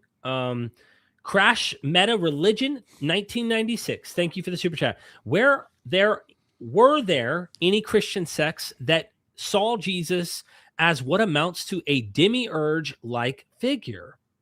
Wouldn't you say, John? I mean, it seems like even the pastoral epistles of Paul have him as a demiurge. Jesus? Yes. Like he's co-creator, he's part of the creation. Yeah. And or at least through him. I don't know. I think they're talking about demiurge in the Gnostic sense. Okay. So I would say no, I don't think so. Got it. Yeah, I don't think so. But if you're using demiurge as just a curator, well, he's the logos, so he's actively part of creation of the cosmos. Right. That's even part of just orthodoxy. Yeah, that's why I was saying. But that's why I don't think the question is about that. I think if you're talking about the demiurge, as in like Valentinian demiurge, Jesus was separate from that. So not that I'm aware of that Jesus is evil figure. So Okay, now I get what you're saying. Because then why would they be Christian? Why would they be Christians then if Jesus was evil? Yeah, so I didn't read demiurge bad. I'm just thinking like the crafter, Yeah. You know, and that's like orthodoxy. Plato. Orthodoxy thinks he's part of the demiurge. You know what I mean? Exactly. But so anyways, it depends on how you mean demiurge. Yeah. And Azupiru, thank you. Good to see you. It's been a while since I've seen you here in the chat. It's not just every stone of the temple, it's every wall in the world. It was a scribal necessity resulting from the Sumerian wall house doorpost. I appreciate that. I'm not convinced of that. I just have to be real with you. I think that he just got done walking through Jerusalem in Mark 13. And he says, see these, Matthew, he's very explicit. He says, see these temples, see the buildings, not one stone. You see them, right? He's talking to his disciples. So I read that as the text is probably talking about the Roman Jewish war. And anyway, but yeah, good. Thank you for the super chat. Yeah. Victor Engelman, thank you so much. Heshui etymology is unclear, may have Aramaean influence. Yeah. I mean, maybe it might be. Like I said, I'm not familiar with the word. I'll look. That'd be interesting if it did have some cognate overlap with Jesus. That'd be fascinating. It'd be cool to look at. I'd be like, what? Yeah. Dasonics, thanks again for the super chat. Thanks for addressing the Philippians passage. I see both sides cited in defense. I'm starting to think Paul didn't exist. Thoughts or insights? I would recommend this. If you're going to question the existence of Paul, you got to get this book. You literally cannot pretend to be a Paul mythicist and not at least be acquainted with Nina Livesey's work. I'm not necessarily, but I'm not like, this is what'll piss some people off. Like, they want you in their team. They want you to just be on their side and agree with everything. Bro, when you learn so much and you see the mess of a buffet that is out there of academics that have different views, your confidence does not get so absolute. You really do get hesitant on making absolute certain conclusions when you have so much more to learn. Me and Neil are still learning. Like, we'll probably be this way in a decade, huh, Neil? Yeah. So it says right here, when Saul, by the way, if you know this, and it's really, really important to note that Saul is from the tribe of Benjamin, okay? Saul returned from the following Philistines. He was told David is in the wilderness. The wilderness, right? Paul meets Jesus at the wilderness. Saul took 3,000 chosen men of Israel and went to look for David and his men in the direction of the rocks of the wild goats. He came to the sheepfolds beside the road where there was a cave. Saul went in to relieve himself. David and his men were sitting there, the innermost parts of the cave. David said to him, "Here is the day in which the Lord has said to you, I will give your enemy into your hand, and you shall do to him as it seems good to you." Then David went and stealthily cut off a corner of Saul's cloak. Afterward, David was stricken to the heart because he had cut off a corner of Saul's cloak. He said, "The Lord forbid that I should do this thing to my Lord, the Lord's anointed, the Lord's Christ, Messiah. Yeah. the Lord's Messiah in Hebrew, Christ in Greek, to raise my hands against him, for he is the Lord's Messiah." So David scolded his men severely and did not permit him to attack Saul. Isn't that interesting that Saul is the anointed king? And then Saul got up and left the cave on his way. Afterwards, David also rose up and went out of the cave and called after Saul, my lord the king." When Saul looked behind him, David bowed with his face to the ground and did obeisance. David said to Saul, David says to Saul, this is important, "Why do you listen to the words of those who say, David seeks to do you harm? This very day your eyes have seen the Lord gave you into my hand in the cave, and some urged me to kill you, but I spared you. I said, why? I will not raise my hand against my Lord, for he is the Lord's anointed. See my father, see my father, see the corner of your cloak in my hand. Oh, for by the fact that I cut off the corner of your cloak, I did not kill you. You may know for certain that there is no wrong treason in my hands. I have not sinned against you. May the Lord judge between you, and the Lord avenge me." And the ancient proverb, blah, blah, blah, blah, blah, a lot of bullshit here. I'm trying to get to the point. And then here it is. Here's the part. "Against whom the king of Israel has come out. Whom do you pursue?" By the way, me and Nina looked it up in the Greek. It's almost word for word what Jesus says to Saul in the Greek. Now we're talking about Saul Yeah. in Acts. Saul in Acts, when he says, why do you pursue me? Jesus says to Paul. Yep. A dead dog, a single flea, may the Lord be, and I'll pull it up in a second to show you guys while you go to the next one. Which verse? Where are you at though? In 1 Samuel 24? This is in 1 Samuel 24. Got it, okay. And then real quick, before I pull up the Greek to show you guys that, or before you go to the next super chat, because I want to kind of get going. Is that your voice? Saul lifted up and wept. He said to David, you are more righteousness than I, for you have repaid me, whereas I have repaid you evil. Today you have explained how you dealt with me, and that you did not kill me. The Lord put me in your hands. For whoever has sent the enemy safely away, so may the Lord reward you for what good you did. Now that I know that you shall surely be king, and the kingdom of Israel shall be established in your hand. Swear to me therefore by the Lord that you will not cut off my descendants after me. So he repents here. Yeah. So it's just like, you can see this. Okay, anyways, you get the point. Powerful stuff. And Michael Koshinosh, he has an article. If you're looking for that to really dive in deep, it's called Better Call Paul Saul. He titled it that based on the TV show Better Call Saul that everyone knows about. So he says, Better Call Paul Saul. Google it. You'll find it. It's on the internet. It's downloadable. And it's amazing. Fascinating stuff. Georgie, thank you for the super chat. What is your thought about the hypothesis that Yahweh slept with Sarah in Genesis 21, 1-6, and Isaac being a demigod? In that same article, a strange biography of Samson. I wish I could pull this up, Neil. My damn computer, bro. I would be pulling this up. Yair Zokovich is the author of that, if I got the correct scholar's name, a strange biography of Samson. He gets into the Hebrew. God opens her bosom, this language, and then you could even say that the getting pregnant with Eve's pregnancy may have been caused directly by Yahweh. And the Hebrew says something like, I have begotten a son by Yahweh. Now, most just say, oh, the Lord blessed me with a child. That's it. But in the Hebrew, it can be read that the Lord God, helped her get pregnant. And some later redactor is fixing an earlier, I want to put in scare quotes, pagan, clearly a typical birth narrative that you'd find with gods impregnating women and stuff. So I don't know what to do with all that. But Yair Zokovich, who's an expert on the Hebrew, identifies the most obvious as Samson's, but yes, Sarah, pretty much almost any circumstance you find where there's a woman who is barren and can't have children, you may hear the language, especially closer to the original language, indicate that God impregnated her himself. Wow. And the editors are trying to work over them, but there's fossils in the text by experts that highlight this stuff. I think it's fascinating to me. Thank you. Next super chat is Azu Piru. Again, I always mess this up because your name used to be JC or something like that. And now it's something else. And I cannot read this, I see the Gur. I don't know if that's a dinger or whatever. Tigris and Baranun. I have no freaking clue. Euphrates are the mists.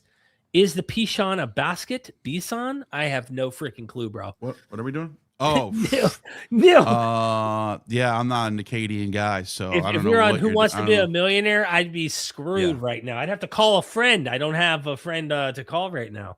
Yeah. That is way over my head. Yeah. Thank you for the super chat. Appreciate that. Yeah. Kevin Hogan, again, thank you for this another dub. Josephus writes, chapter 75, Life. 3 of his friends being crucified while he travels with the Roman general soon to be emperor. Titus after the fall of Jerusalem. That mapped to Jesus. Educated guess, we know it. Yeah, check this out. Sorry to cut you off on this. Go ahead. 1 Samuel. You're uses this word. I know. 1 Samuel. Okay, let's look at this. This is very interesting. Because someone might say here, first, before I come here, let me go to the Acts real quick. We'll come to you, Kevin. Don't worry, we're coming, man. Yeah. In Acts 9, I just want, while we're still close to the topic, someone might say, well, he says, why do you persecute me? He doesn't say, why do you pursue me? Right. No, that's not what he says. In the word, he says, ti me diokes. So diokes means to pursue. Now, just to prove this, Saul, Saul, why do you pursue me? To prove this, I'll show you. I'll show you the Greek of Samuel. He uses the word right here, theokes. Now he has the prefix kata, which means, like it's like the act of doing it. Like it's got the prefix on it, but it's the same word, theokes. So it's literally, why are you pursuing me, Saul? Literally. So you can you can make the case that this is clearly being borrowed from, even linguistically, from Acts 20 or from Samuel 24 to Acts 9. It uses the same word for pursue. Bingo. Yeah, thank you. Kevin says Josephus writes, and this is about the 3 friends who get crucified while he travels with the Roman general. And then, of course, 2 of them, he asks to have them all 3 taken down. 2 of them died from their wounds, and 1 of them survives. And there are many who think, online specifically, I don't know, I haven't got Theodore J. Whedon's paper yet from Westar Institute. Remind me, Neil, while I have that on my mind, to connect you with the publishing company, because I just spoke to very important people in that publishing company, and they asked me about you. So that's good news to help you get you some publications and to help you, be able to do some good scholarship. And I said, look, Neil, I got you the hookup. But at the same time, it's to help, get the scholarship out there. Theodore J. Whedon looked at Josephus to explain some of the stuff, even in Mark. I want to give it a shake. I want to check it out. If that's the case, does Mark know about the 3 friends and then just kind of rewrites a story about Jesus and 2 people on a cross together? It's 3. It's odd, right? Why isn't it 5? Why isn't it 4? Why isn't it 7? No, this is good. This is a really strong point, in my opinion. Yeah, this might be drawing from, or maybe just like, even maybe unconsciously you're rewriting. You're telling a story that you just got finished reading Josephus like a week ago, and now it's fresh out of your. It could be something like that, like something it just closely relates to somehow. Yeah, and it could potentially also just be coincidental. That's true. 3 is a common number. I mean, 3 is a common number. You can go through different routes. I'll give you that. I think it is interesting that one of the friends survived, though Jesus dies and then survives, resurrects, if you will. But it's like, did they use this as a template? Some think so. And I think that's what Kevin's getting at. Yeah. Thank you, Kevin. Kevin, you rock. Thank you so much for that support. Zachary Johnson 7740 says, do you guys lean more toward nihilism or existentialism? Where do you land on that spectrum, and why? Well, not nihilism. But I don't, is that really like a spectrum? Does it have to be one or the other? So I guess, existentialism. I don't know. I'm just not a nihilist. So yeah, I don't really have a particular. Most of the people I know that are actually nihilists have said, hey, this is pretty dark. Some of the where they go, it gets pretty dark in the way they view the world. So I don't think I just intuitively live with that kind of philosophy in mind. But I don't really know where I land, to be honest with you. I'm very much in the air. I told you, I like to map out the world with metaphysics. I do kind of, even though I'm not like a dogmatic theist, I do have ways I look at the world and answer questions of things we don't know, filling in the blanks with the muse. I think the muse inspires me to do my videos. I say that all the time. So that would make me, I'm totally not a nihilist at all. Like I really think the world is good and things are good, and I have a lot of hope for the future and stuff like that. So yeah.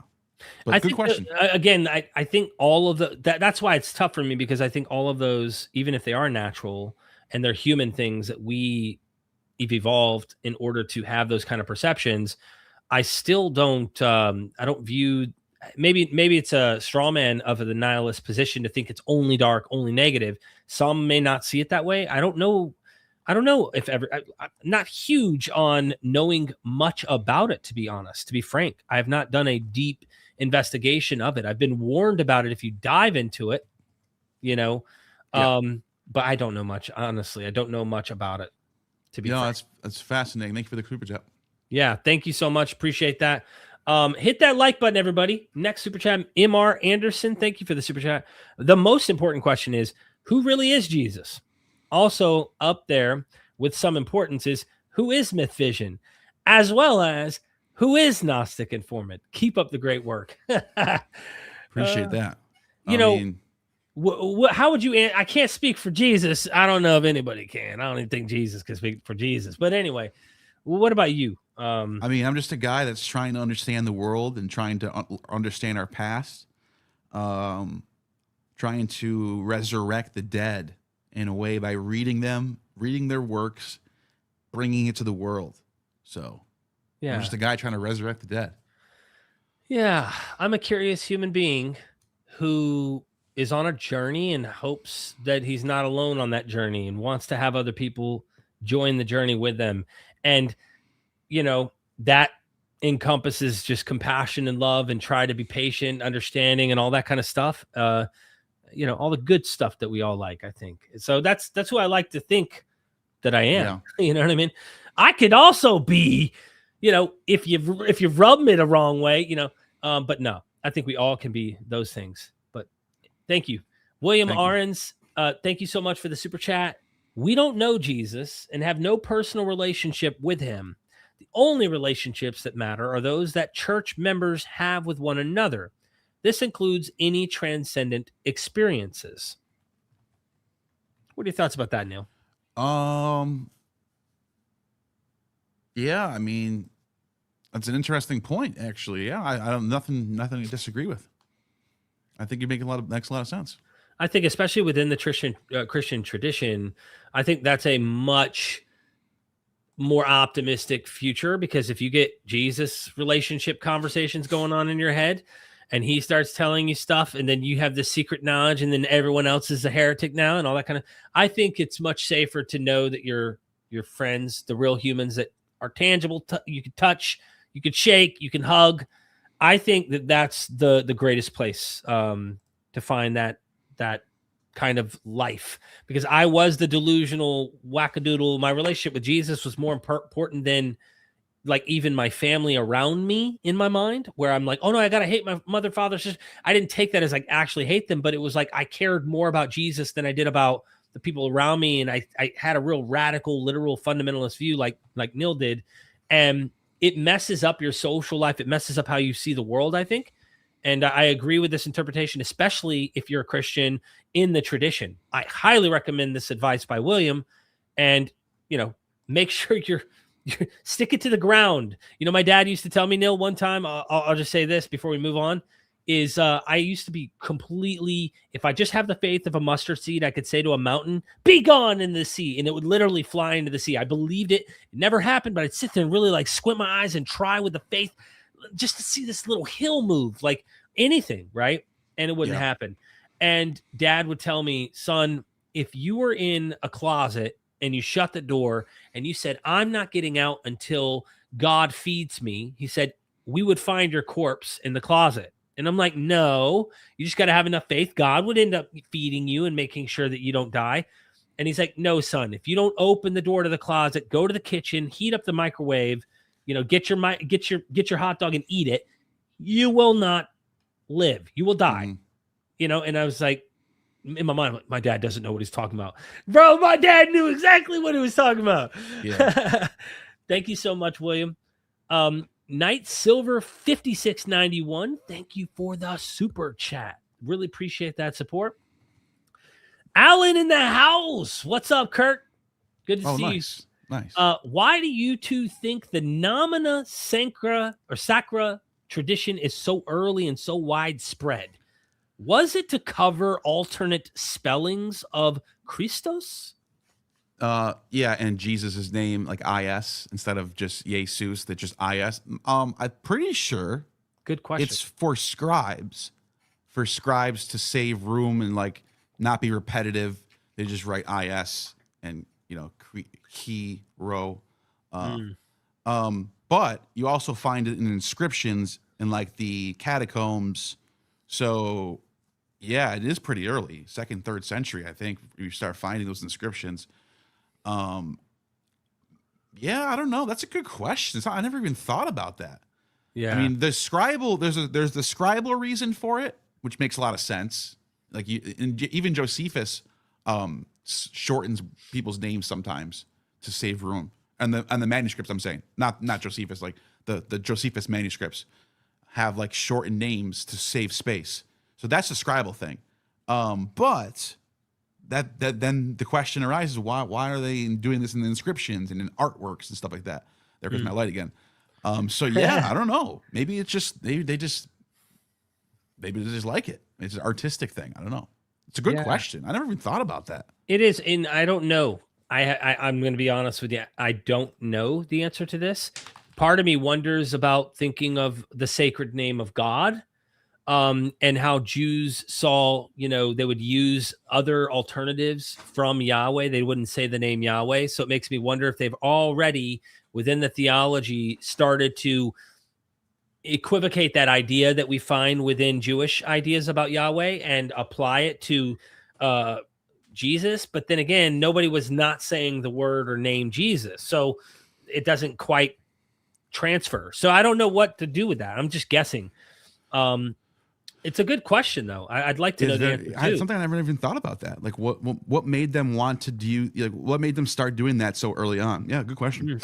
Yeah, thank you, Ozzy Piru. The falling of the walls is a Hebrew prophecy. Interesting. I'm curious to know which one for the temple discussion there in Mark and Matthew and all that. And then also, why does the Lord smite lintels and cut capitals? Smite lintels? Does he smite lintels? I don't know. Are we being trolled right now? No, they've been around for a while here. Hold on. They said, see the book on institutional grammar I've linked. And I'm just skipping the next super chat to make that obvious. Amos 9:1 says, I saw the Lord standing beside the altar, smite the capitals, lintels, until the thresholds shake, and shatter them on the heads of all the people. Mm-hmm. Those who are left I will kill with the sword. None shall flee. None of them shall escape.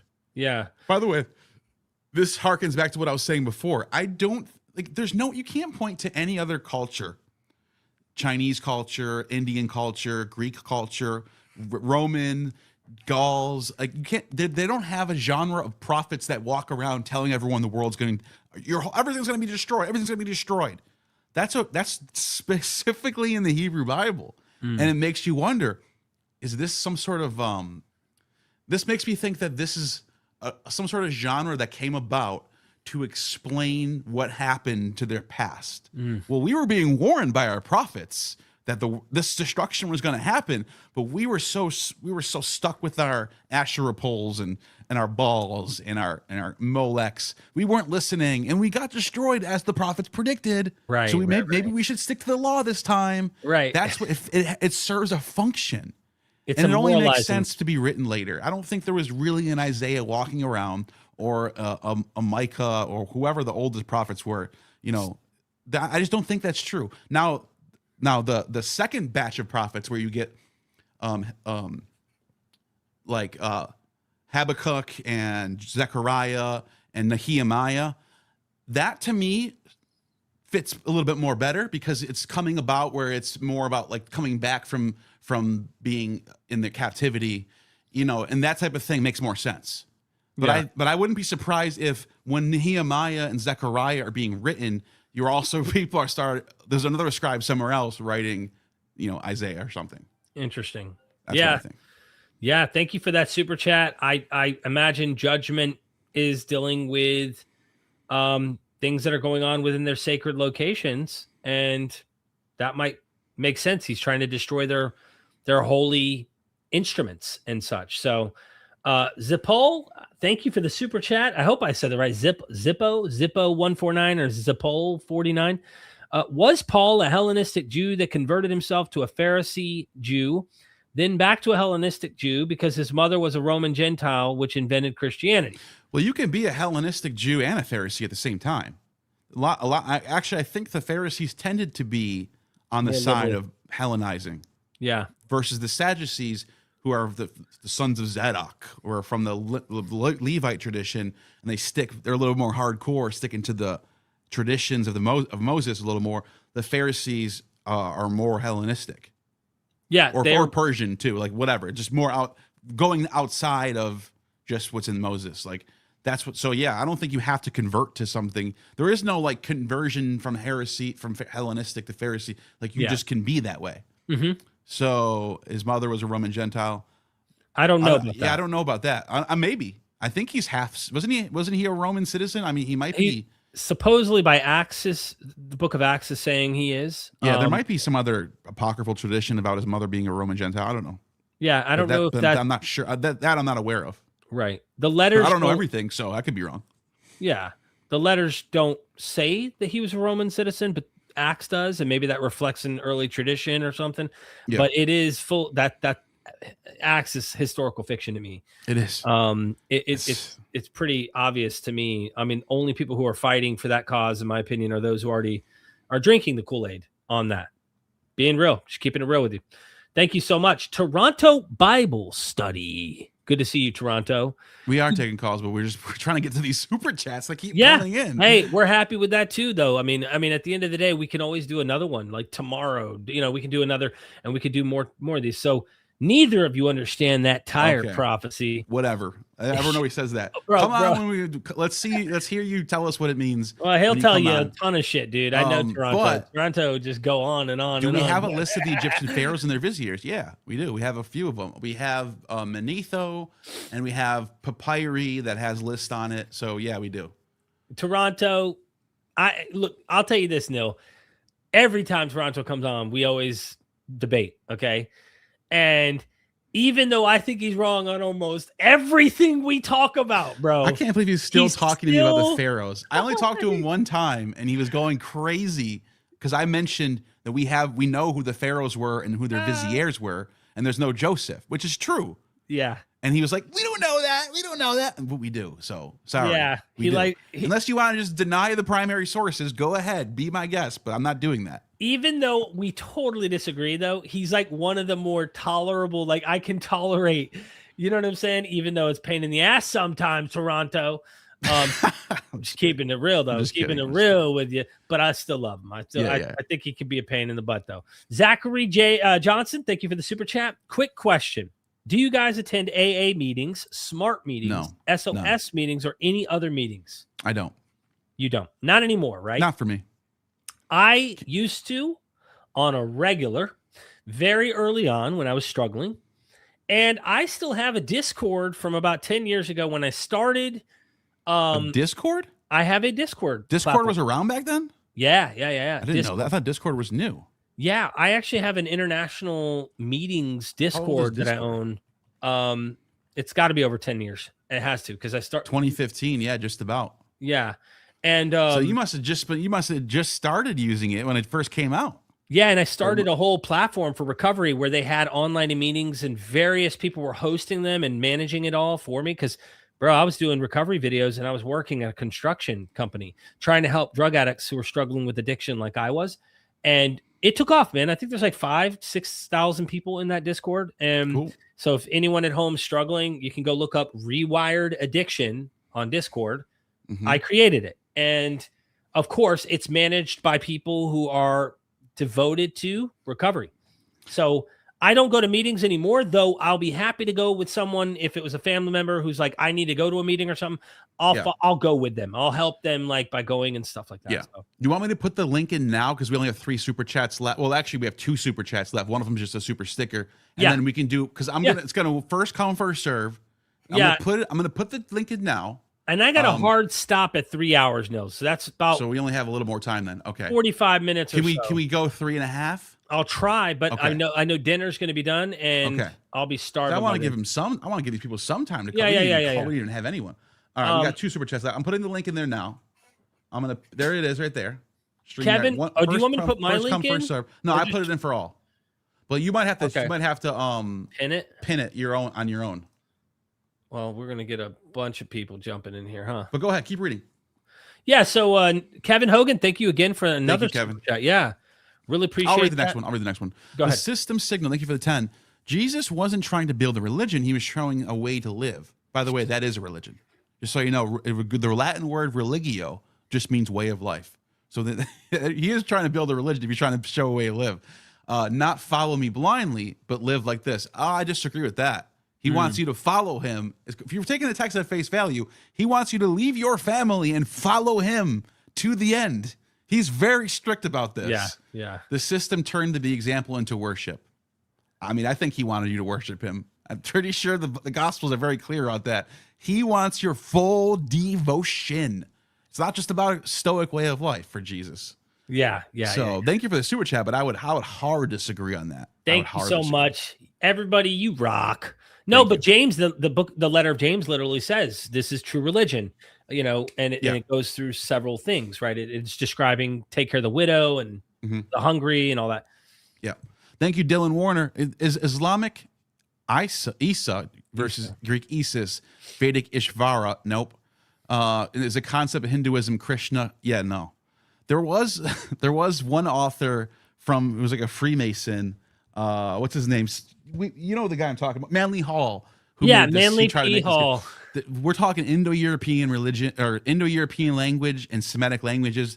They have very few borrowing. Like the word for wine, oinos in Greek, is yayin in Hebrew, and we know that the Near East learned cultivation of the vine from the north, and they brought it down. That's very old, though. That you start finding that word even in Babylonian sources very early on. So there is some words that you find that overlap, but not names and stuff like that.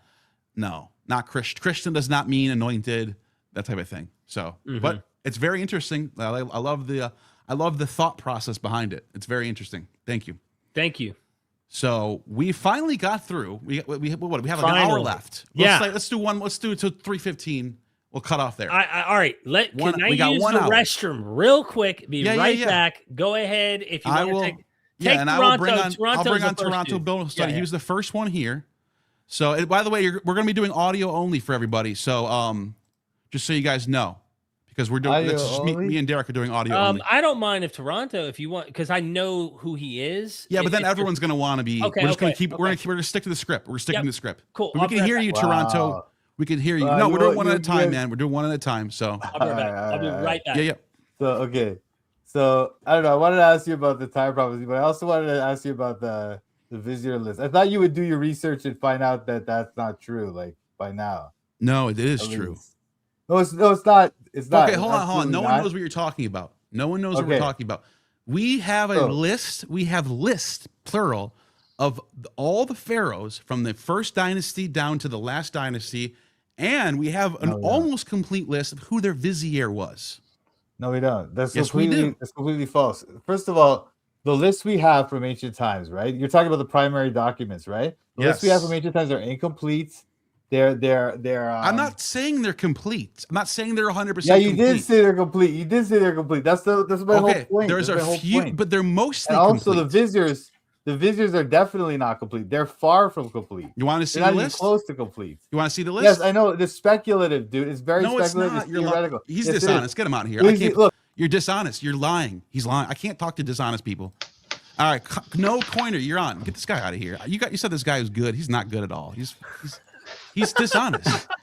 Look, I have dishonest. fun. He's lying. I have fun with Toronto. I can't stand people. I can't stand people who just say shit on the fly because they think the audience they can catch people in the. You're being dishonest. Here, let me show you the list right now. List of viziers.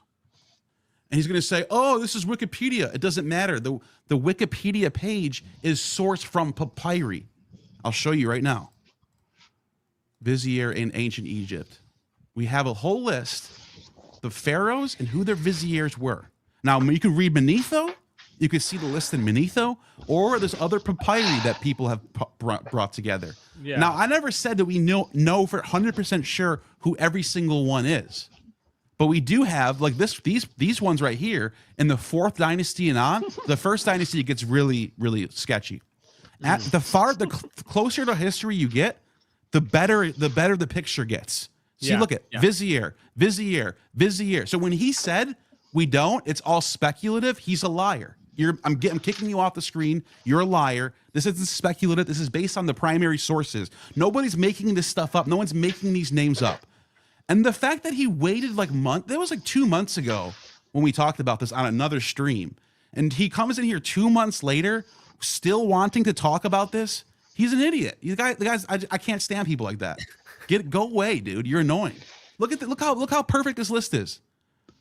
There's like two total that we don't have. That's it. Look at this one has a question mark next to it. All right. Anyways, the idea that we don't have a list, you're a liar. Stop lying. All right, let's go. Yeah. Okay. So no Cooney, you're on. Hey, what's up, guys? What's up? Hey, Neil, what's up, man? Hey, I'm Archetype Theory from Twitter, from X, and I mentioned the. So I've been memeing Jesus wasn't Jewish lately, and Yes. give me like 30 seconds just to frame it. Go ahead. Yep. Because I was raised a Jehovah's Witness, so I came from a background like you guys, really intense, right? Mm-hmm. And a lot of culty kind of pressure. And as an adult, I see the cultural rift between the West, between Christianity and paganism. And there's a tug of war going on between, Zionists trying to pull Christianity into current wars. Who gets to control the framing of Christianity? So to me, because it's a zero-sum game in terms of who Jesus was, because we don't know for sure, right? So when I look back, either from a historical or mythic perspective, I wanted to analyze it from the sense of, well, if it's a zero-sum game, what if Jesus wasn't Jewish? So that's where I started from. I started to kind of look for what could be that sign. And one of the interesting things is Jesus, at least from like the mythic perspective, the point was to be born into sin and to transcend it, to transcend that evil, and that was the Messiah. And so I went from the perspective of, well, Jesus could be born into Judaism, but not necessarily be ethnically Jewish. And earlier you guys had talked about the matrilineal versus patriarchal aspect of Judaism. Mm-hmm. And one thing about Judaism is it's designed to hijack lineages, because it takes one time for someone's complete lineage and identity to be hijacked by the Jewish eschatology. There's many people who have one person who's Jewish, and suddenly they're Jewish. Okay. Their entire lineage is European, right? Yeah, that's possible. Totally. Well, it's not just possible. It's the norm of modern day Judaism. Most Jews. What do you mean by that? Most Jews have scant Semitic, real Jewish lineage. It's a lot of European lineage hijacking. What are you talking about? We can do DNA testing, and they come back as 100% from the Levant. Not 100%, like mostly the Levantine DNA, which is the J DNA. The J, you have R1b is European or whatever. They have the J. You can deny the science of testing of what do you call it? Of haplogroups. You could just deny that flat out, but then I just think you're an idiot. Well, here's a question. What do you think about that? No, you're right. But what I'm going to say is most Jews aren't really Jews. What do you mean? They are. If I may chime in here real quick, just to make a point. If you're going to posit a hypothesis, let's just call this a hypothesis, because it seems more like a social trend, especially in light of recent events in the world. You're right. This hypothesis needs serious weight. Yeah, where's the evidence? I can point to dozens of early Christian, even early Jewish sources, but forget about the Jewish sources. You think there's something wrong with them, they're lying, whatever. Early Christian sources that mention Mary being Jewish, being raised in the temple, being betrothed to Joseph at age 12. We have all this data about her being Jewish. Where's the evidence that she's not? Yeah, and taking one, give me one primary source. Let me not interrupt. Give me one primary source that Mary is not Jewish. Okay, so do you have there's no sources that say she's Jewish. Yes, I just told you. There's dozens. No. In the Bible, she is not why would we said look to at the Bible? to be Jewish. Why would we only look at the Bible? Because we have to go back to the main narrative of Christianity. That's so Miriam. So her name is good in Egyptian language. It means the beloved. No. Which is the etymology of it. That's not her name. That's a Jewish name. Mary. Most truth is in etymology. Most narratives are social engineering. So anything back then is social engineering. That's not a reason to but deny. Even names, you even can't names, just use that as a ticket to deny a source. Yeah, names. Look at this from Josephus. You type in the word Mary. There's dozens of Marys in his Jewish war and antiquities story. Mary, daughter of Eleazar, the village of Bethsheba, eminent reason by her family and fortune, who had fled with the rest of the people to Jerusalem and became involved in the siege. Where does the name Moses come from? That's a whole different question, though. Yeah, we're talking about Mary right now. Yeah, and we're dealing with Jesus specifically. So it sounds like, and just being honest with you, it sounds more like if you're going to go so far to doubt this guy is Jewish and willing, what would the name Moses have to do with Mary anyway? Give me 30 seconds. 30 seconds. Go ahead. Most of Jewish lore is stolen from other cultures, namely Egypt, and then it's inverted. So what? Hold on. No, it's not. True, It's not. So what? It's important because as we contextualize the past, most of the truth is going to be embedded in the linguistics, not so much the narrative, because they're going to write down. Most Jewish lore is stealing from Egyptian, but it's stealing from Egyptian lore. Stealing is an anachronistic. Okay, hold on. Did Virgil steal from Homer? You call it stealing? Do you think Virgil stole from Homer? The proto-Jews and Egyptians he literally clashed. Homer. But they clashed. From Homer. No, this is how culture is. This is how culture is. You can't steal it. Don't steal it. You would get inspired by. You draw from. They framed themselves in opposition to the Egyptians. Much of what Judaism is, it's not. This is mind-numbingly stupid. This is mind-numbingly low IQ. Okay. Listen. Jesus, take this serious note. Losing IQ points right now. You said there's not a single source that mentions Mary not being Jewish. I can give you dozens that say she is. What do you want? What do you think I'm going to do? Listen to you with your speculation, or go with the primary sources? Right. Listen. Give me 30 seconds. Go ahead. Oh, give me 30 seconds. Just 30 seconds. Okay. All right. Mary. The next guy. Mary has in the Bible nothing said about her lineage, even though Judaism comes through the matriarchal line. Nothing said about her being Jewish or anything like that. Her name is a negative connotation, meaning rebellious and against God in Hebrew. And has a positive. Hold on. No, you're wrong though. You're full of shit. Mary Give me 30 seconds. Mean rebellious. It means beloved. It means beloved. In Egyptian, not Doesn't Hebrew. Rebellious in Hebrew. I promise. Look it up right now. Go ahead. Let me finish while you look that up. All right. Okay. So Jesus is born, and what does he do with his life? He does the opposite of everything Jewish. It's a white man trying to escape. It in Egyptian. It means beloved in Egyptian, not Hebrew. Yeah, but that's the etymology of it. No. Okay, but that's what Jews do. This is beside the point. This is stupid. What does Jews have to do with anything?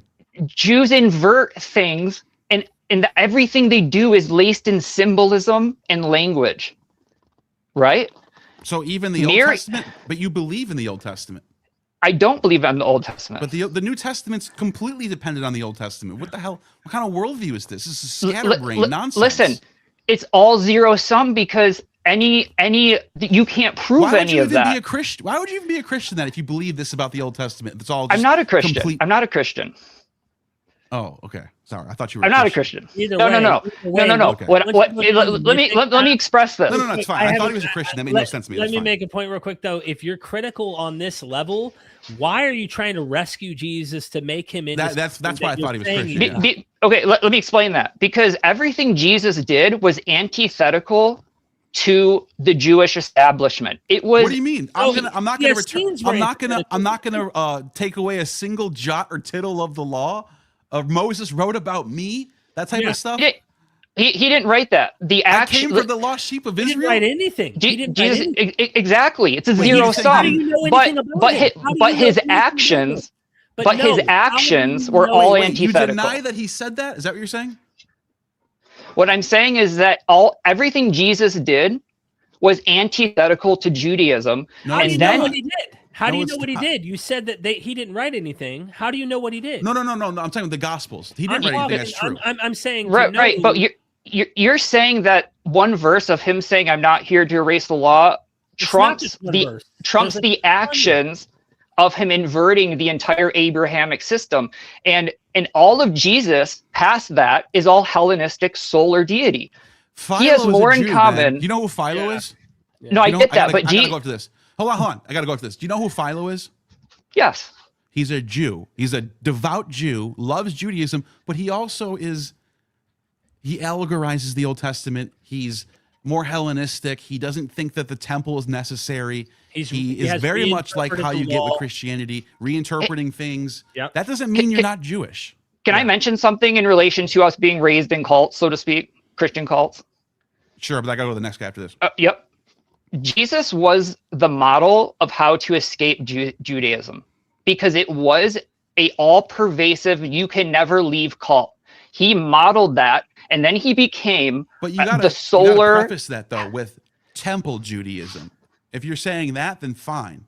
I'll even go halfway to meet you there and say, Sure. He's looking to the Christian model is looking to get away from the temple Judaism and towards a more worldly system. But it's Would not you say escaping Judaism. Would It's you still say Judaism. that he has more in common with the Hellenistic world Yeah. throughout time than Judaism?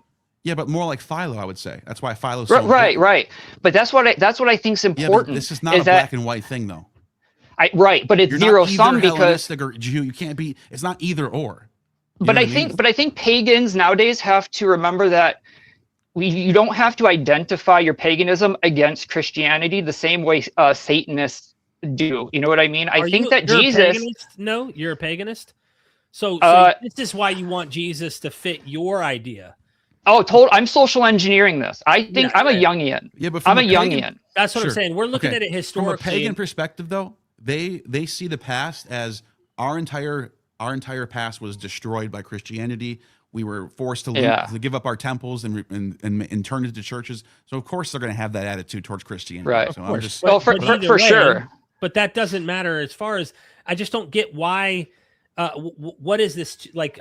It just doesn't. If my goal was to try and get people to leave Christianity, to stop adopting Abrahamic faiths, which it seems that that's your intention, at least, is trying to help people leave the Abrahamic faith. It would not be trying to re-engineer him to make him European or something. It would be like stripping the whole rug underneath using historical critical method. No academic on the planet with a PhD in any institution will ever buy this hypothesis. Let me ask you before you go, what do you think about when Jesus is at the well at the Samaritan woman and she says, "You Jews can't talk to us Samaritans," and he says to her, "You're right. Salvation is from the Jews." He literally calls himself a Jew, refers to himself as a Jew.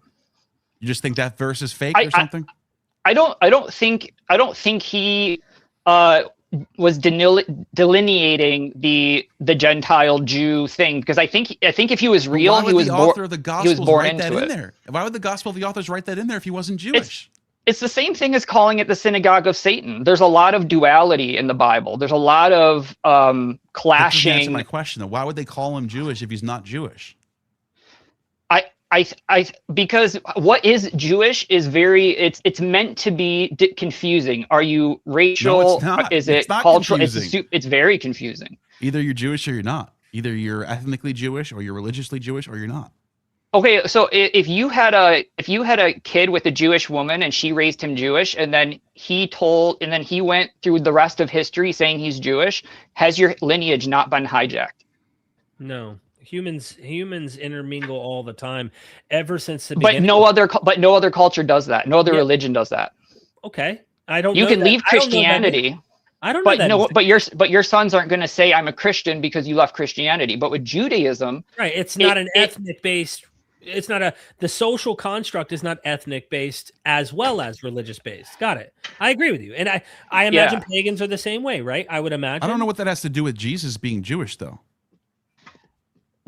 because he was modeling the path out of Judaism. It was.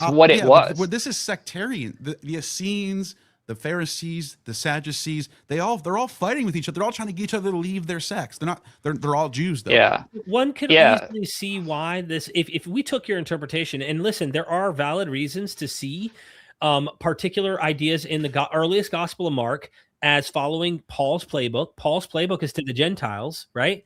So there's good valid reason to see a movement that's shifting toward the Gentiles. Okay. Mm-hmm. That would mean it's dominated in the literature, is being written by non-Jews who are writing this material. Why would they invent that he's a Jew? They don't have the same problem as you have, is my point. Wait. They don't have this same issue. Yeah. Is Socrates not Greek anymore? Because he was actually trying to rebel against the religious the culture of the Greeks of the time, the Homeric. Plato too. Plato was rebelling against Homer and Hesiod, said that Homer's work should be, Heraclitus said Homer's work should be burned. Are they no longer Greeks anymore because they're trying to pull away from their culture and reform their culture? So Greek isn't, synonymous with the religion, but I'm saying that Jesus was I'm saying Jesus could not be, or I'm not saying I'm right. I'm saying it's possible Jesus could not ethnically be Jewish. At least from But you're talking about him trying to get out of Judaism, which is a religion. Yeah, now it's ethnic. It's Jewish. So that makes no sense. Hold on, this is why it makes no sense. That would be like saying Socrates isn't ethnically Greek because Socrates was trying to rebel against the Homeric and Hesiodic pagan system that he was living under. It makes no sense. So Judaism is designed to be something that takes over your sense of ethnicity. It's designed to take over your sense of ethnicity. This is why you have so many people of different genetics saying they're Jewish and went over the genetic stuff. They have the J1 chromosomes. Yeah, but I think he's going down a different path with this, Neil. But look, we've got people online. So and thank you for calling in though, and being. By the way, thank you for being decent in this conversation. No. Listen, I love you guys. I want to say something. You guys are amazing. I love you. Thank you for your work. But remember that I think healing the bridge between paganism, Christianity is not going anywhere. And I think reframing Christianity to highlight its pagan Hellenistic virtues that it did carry is very important. And I think we can get away from the bad stuff. There are a lot of pagan things we do need to highlight that predate Christianity and inspired it. Thank you so much. Thank you guys. Man. Have a good one. See ya. Bye-bye. Peace. Bye. Data archaeologist, man. What's going? Is that who's next? Right? Yes. Yeah. Data archaeologist. You are next. And then we'll do a couple more, and then we'll do the super chats. Yeah. Yep. Hey guys, glad to finally meet you in person or virtually. Been a fan for a long time. You guys have taught me a lot, and I kind of wanted to not debate, but rather share something very revolutionary with you guys. Sure. So I was a big fan of Gad Barnea, and I went down this rabbit hole with Yahwist. And one thing led to another, and I went into the KTU, the Ugaritic KTU, and I started using AI to find patterns. And I found this structure of 18 guilds or 18 administrative titles times 4. So there's 4 lists of 18 lists. And if you multiply that out, you get 72, which is an important number. So the structure is everywhere. Can I just pause you right there? What gave you the sense to multiply that out? Like, what was the reason? Is there a reason why you have 4 lists of 18? What made you go, maybe we should multiply it? Well, if it's a labor structure, that's what it really is. It's guilds. There's different skill sets listed, like serpent or venom or pharmacon or scribe or whatever the case may be. So these are all job titles. And in each group, there's 50 members. So if you multiply it out, you get 3,600 members per guild structure. And at the top, you have a guild master. Now, why this is important is this number 4. This is the interesting part. So you have north, south, west, east. You have earth, fire, wind, and water. So that gives you your 4 all over the place. and you find these 18 everywhere when you look at it through with AI. And where should I take this? I don't want to reveal too much. I want to kind of just help you guys out a little bit. Anyway, this number is just everywhere. I don't know what questions you have for me. Data, let me ask you this. So we did want this episode to be focused on Jesus. And challengers, not agreeers. So but hear me out. So you have 4 gospels. Can you email me and let's essentially lay this out? Because I feel like you've got something there's no way in the amount of time we have left to even dig into, and I'd need to sift through and see what you're saying and understand your arguments. Yes. Maybe you have some tablets you can also share images of. I have email. A lot of information. Okay. Yeah, let's take a look at it. Send that to us. We'll be curious to see what you have. Appreciate that. How do I get in touch? I'll put my email. My email's on my YouTube channel and the info. You can send me to him, and then Derek's sending his right now. Yeah, and I MythVision podcast at John. So would you put it in the private chat, Derek? Yeah, I'm gonna put it in there now. Okay, and then mine's on my YouTube channel. So there you go. Thank you so much. I never knew that. I've tried to email you so much, Neil. Oh, cool. Well, let me know what you got, and I'll definitely take a look at it. And then we got Willem Aarons next. Thanks for coming on, man. Thank you, Dana. Right. Have a good one. Willem Aarons, what's going on, man? Hey, how you doing? Good. How are you? How are you? Yay. Well, I just said I chatted with Derek yesterday that I wanted to be on the program, and here I am. William, we're talking about Jesus, and I'm not going to lie. We have 1, 2, 3, 4 different people behind you that are waiting. What would you like to say about Jesus? And of course, we're going to do more of these kind of conversations, but is there anything on that topic that you can think of that might be relevant to this discussion? Yeah, even though I was, that church I belong to, the New Apostolic Church, it's rather conservative and very traditional in a lot of its ways. We have our own variants on Christianity, like so many other sectarian churches that arose in the 19th century did. But one thing that always struck me was that there was not a lot of emphasis on that personal relationship with Jesus. And as I just wrote in the comment that I wrote to you during this steering, it really was more about the relationships built inside of the denomination. I think that's better. We think that's more healthy. I would like to ask you a question, actually. I never got to speak to you here, and I think this is relevant to me and Neil. And then after that, if you don't mind, we'd like to get to the next caller, just because I don't want to leave everyone hanging here. You're coming from a church, I guess a specific type of Christian denomination. What do you find valuable in what me and Neil are doing on the channel? I'm really curious to know and hear from someone who isn't necessarily drawing the same conclusions as me and Neil. I find myself to be sort of bifurcated. Even when I've been an unsuccessful university student, and my personal life hasn't been all that tremendously successful. I'm married now, but took me a long while to get into a stable relationship, and sometimes it's not all that stable. But that's beside the point. But the main thing is that my doubts, as long as with my belief, they've gone on simultaneously. Mm-hmm. And as I said, even about the transcendental idea about that, there were certain points in my life where I felt that active spiritual life. I know the one time was when I was confirmed, and then the other time was I was ordained as a deacon in a congregation. Actually, I was ordained twice. Once down in Texas, and another time up here in Canada. And I felt an exchange, not exchange, but sort of a spiritual experience, for lack of a better term, like something that which was transcendental, but it was a laying on of hands in all three cases of an officiant on my head, So, and there were. If I may, because it sounds like you've got a story, and I would be curious to hear what your story is. You got my email, right?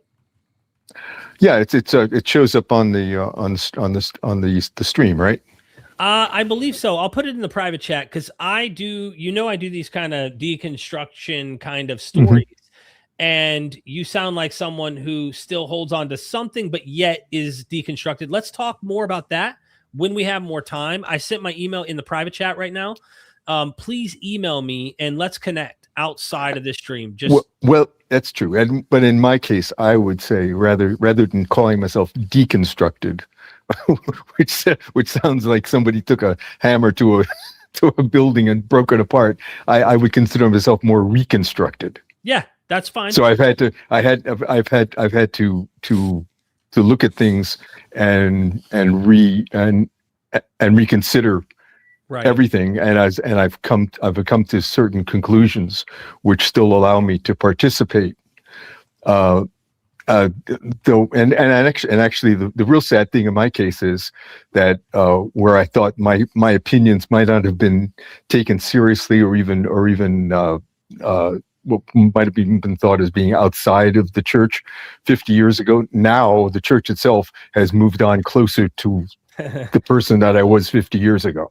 Time keeps marching on, my friend. Email me. Let's connect. This episode, we're trying to get challengers and all that kind of stuff, talking about Jesus and all that. I really appreciate you, William, for being in the chat. You're not going to get an argument from me, and I'm not going to condemn you to hell, okay? Or tell you you're going to get some horrible disease if you... because you don't feel the same way I do.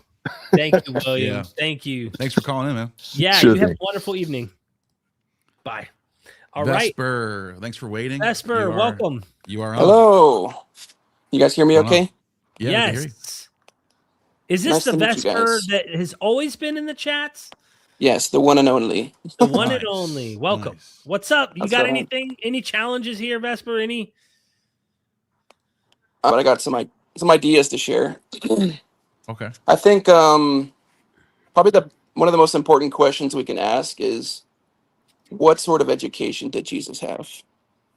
Good question. Right, because Christians will say, "Oh, he's just."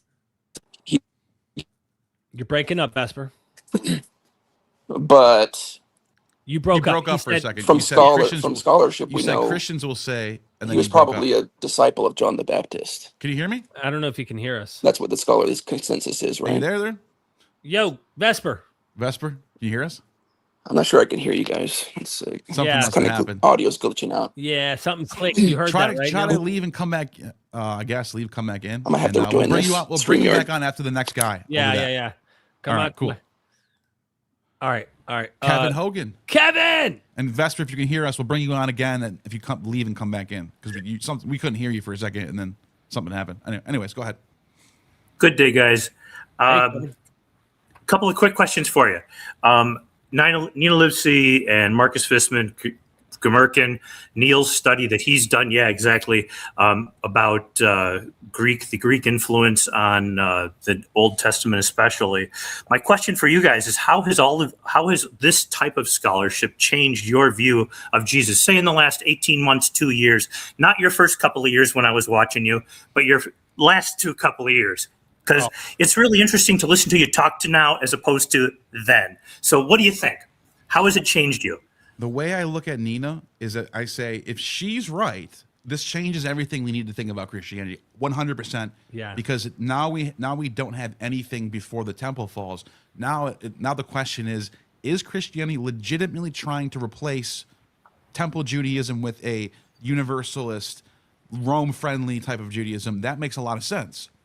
And then the question goes, well, if we don't even have letters before the Gospels from Paul or anybody, is the whole thing all mythological and legendary? Is the whole thing so I'm not sure if I'm ready to take that step, but I'm not discounting it at all.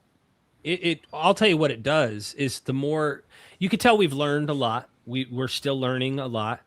My confidence in being overly zealous about a new idea has really diminished. I mean, at one point, mind you, I went from fundamentalist to full-on blown kind of mythicist fundamentalist. Not necessarily fundamentalist, but like I was growing out of my fundamentalism during that phase, but it was like I was certain of my conclusions, it felt like. And then it's like almost a Dunning-Kruger. I was Dunning-Kruger for real.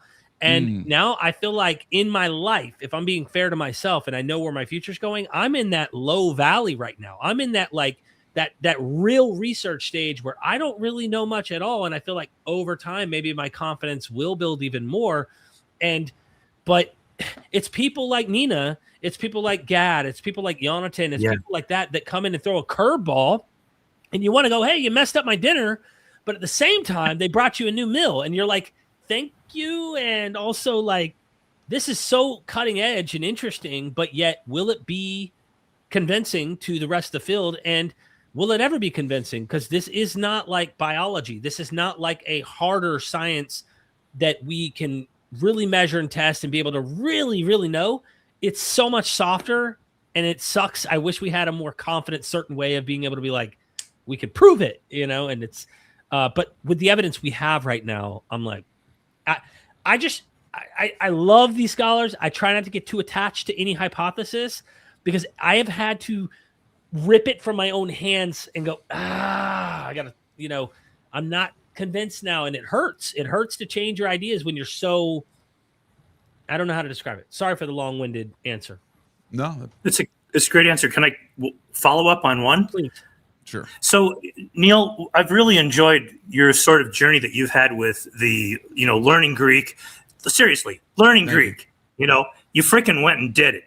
Derek's equivalent is he's willing to talk to everybody all the time and be able to be open and totally believably interested, even if the guy, he totally is out of Derek's wheelhouse.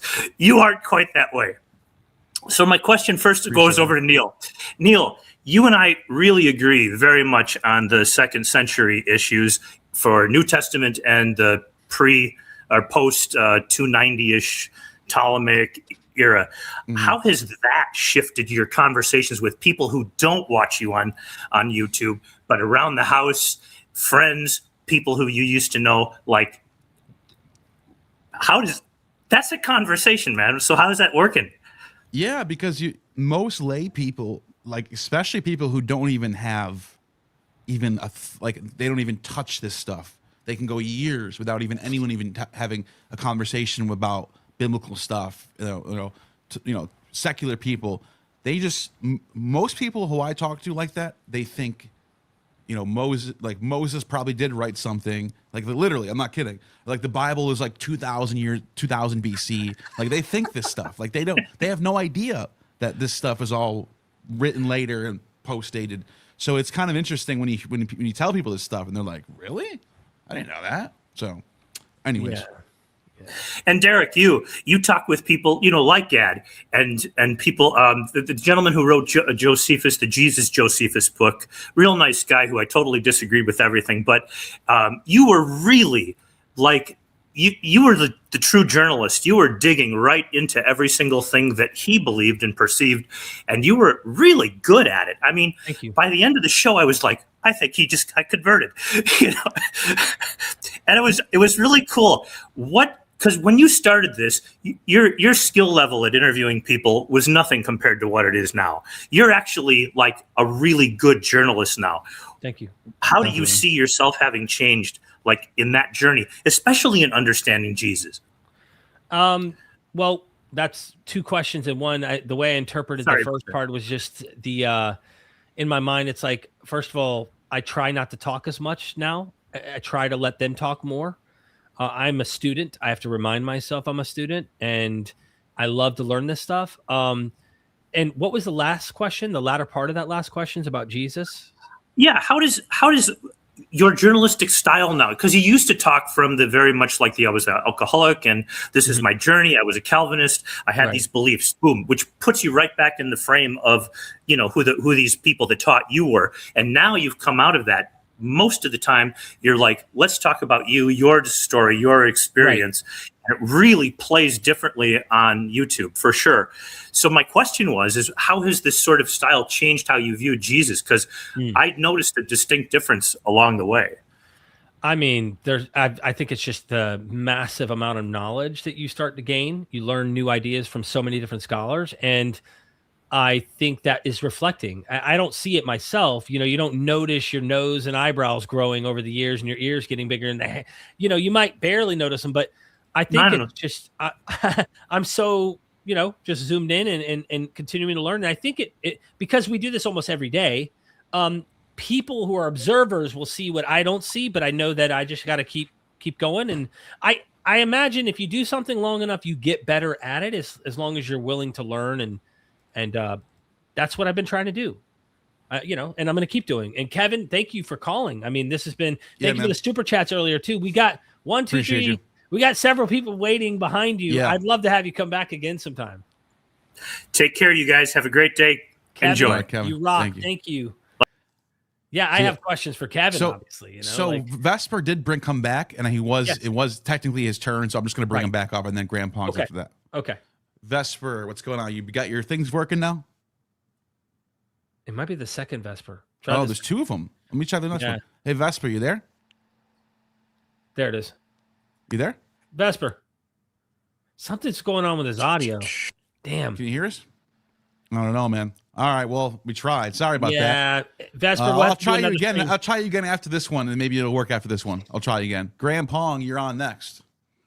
Oh, thanks, guys. It's been a minute or 3. Hey, Graham. I'll try to do my best to be a poor Vesper impersonation until he can get his audio working.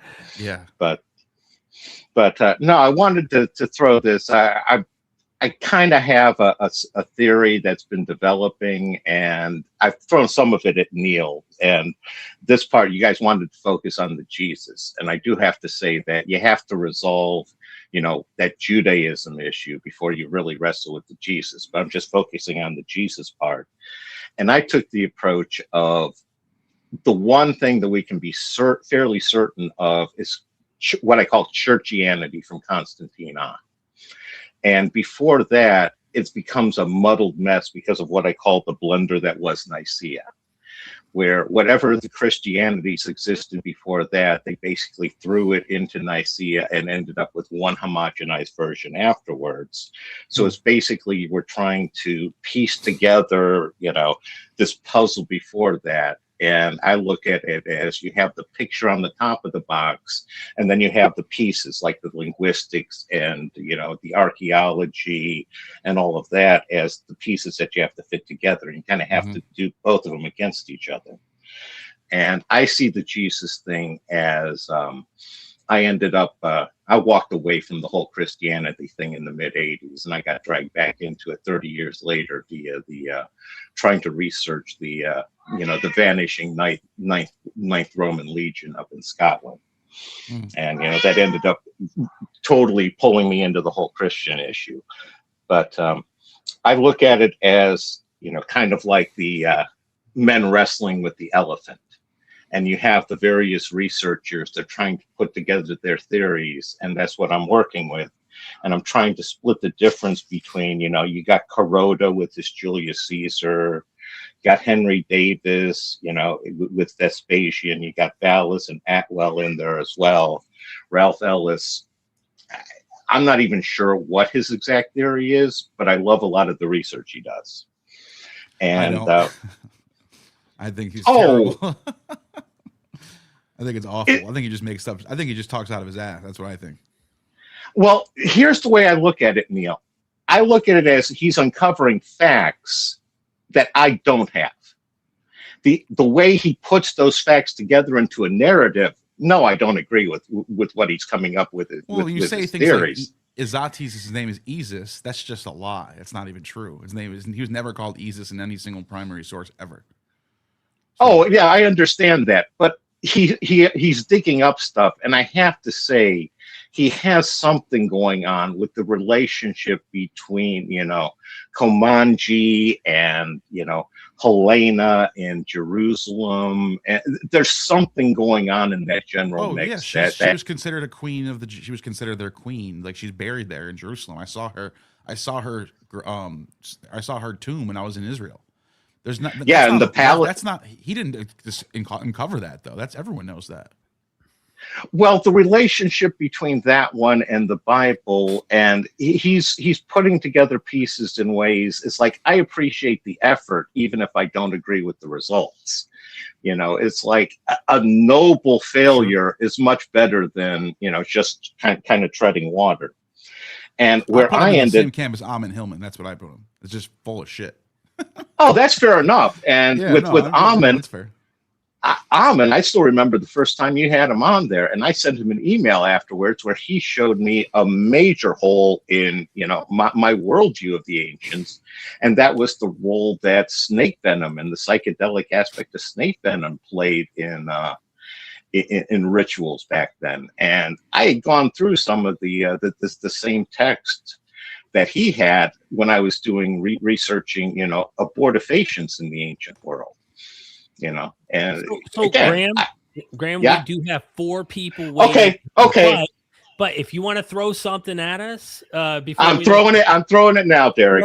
Where I'm coming from is, well, we did get a disagreement with Val. That was good. Yeah, I actually that was a nice. I want to say something positive. Let me say it this way. I think that many of the people you named were stepping stones in terms of my journey, and for that, I'm grateful in my life for coming across some ideas. But as you get closer and start finding out they're actual PhDs, they're actual experts in the field who know languages and things like that, and you start to disagree with some of the stepping stones that you came from. So if you want to throw something at us, though, before we let you absolutely go. I will say I don't necessarily have the same trust in the academy that you do. I trust scholars. Academics is a little more political than life. I'm trying to say is I ended up where Friedrich Schleiermacher did, where it's the basically many Jesuses, one Christ. And that's where you have the cosmic one. And it's the idea that the Christ is an archetype of kenosis, of self-sacrifice. And you have various individual human Jesuses that partake in the archetype. And you have that over the years where you could have, that's where you could have a Julius Caesar doing so, partaking in it as one area. You can have Vespasian in another one. And I find that as Schleiermacher's architecture as a very strong one in trying to make sense of the overall puzzle. What do you guys think of that? The one Christ, cosmic Christ, many Jesuses. Yeah. I haven't read it. If I'm being completely honest with you, Graham, I don't want to be making statements about something I haven't read. Well, yeah, myself. I'm just off base of what you said. It sounds interesting. I never. Oh, he's from the 1700s. This is old school. I'm not making it up. Right. Yeah. No. We know you're not. I'm saying I haven't read it, and Neil's saying it sounds interesting what you said. I think it's something worth reading and checking out, and I'd be interested to see what he says. You're bringing up something I don't know about. You know what I mean? Mm-hmm. And that's the fun part. That's what I try to do. If you guys already know it, you don't need me to bring it up. We're preaching to the choir, right? Yeah. That was interesting. I need to check that out, Graham. Okay, you're welcome. Thanks guys. Keep up the good work. Talk to you soon. See you. Bye. Next, we got Peter. Peter looks like a Christian, maybe. I'm guessing. No. Can you hear me? Yeah. Hey. Thank you so much for having me, Derek, and Gnostic. Thanks for having me. I've always enjoyed your videos. I got into you with Russell Comerkin because I was looking up Greek history, and then I saw Russell's video on MythVision, and I've been glued ever since. Yeah. Now, no, I'm not a Christian. I'll probably say I'm maybe a pantheist or something like that. Okay. But what I've been looking into is, so my opinion of Jesus is that the previous caller said about how Mary wasn't Jewish, right? And I think I'm on the same page as well. But the thing is we'll just stick to sort of one topic. So John, right? John's the one that it kind of pushes him being Jewish when he's talking to the Samaritan woman. Yeah. But what's confusing about that, the first thing I noticed is that a couple of weeks ago on MythVision, there was a video about Revelation, and it sounded like that Jesus was being added later on. Yeah, you're talking about James Tabor interview, right? Yeah, and he was saying that you could read Revelation and that he got his students to rewrite it without Jesus, and it kind of still makes sense. Right. Mm-hmm. I felt that in John, so Jesus says to the Samaritan woman, first he says that, so she said that he's the Messiah, or that she's the one they're waiting for, and then Jesus says, yes, I am he, right? But she's a Samaritan woman. So him saying yes to a Samaritan woman, it's kind of like saying he's their Messiah, right? And it wouldn't make sense, right? Because that's kind of what's so profound about it, is that he's actually going. It references how he's not supposed to be there. You know what I mean? Well, yeah, I think he's a different Messiah. I don't think he's the Judaic Messiah. And I think what's happening is that the gospel writers are, What are other pushing Messiah him. is there? What other Messiah is there but the Jewish Messiah? Well, the Samaritan one as well.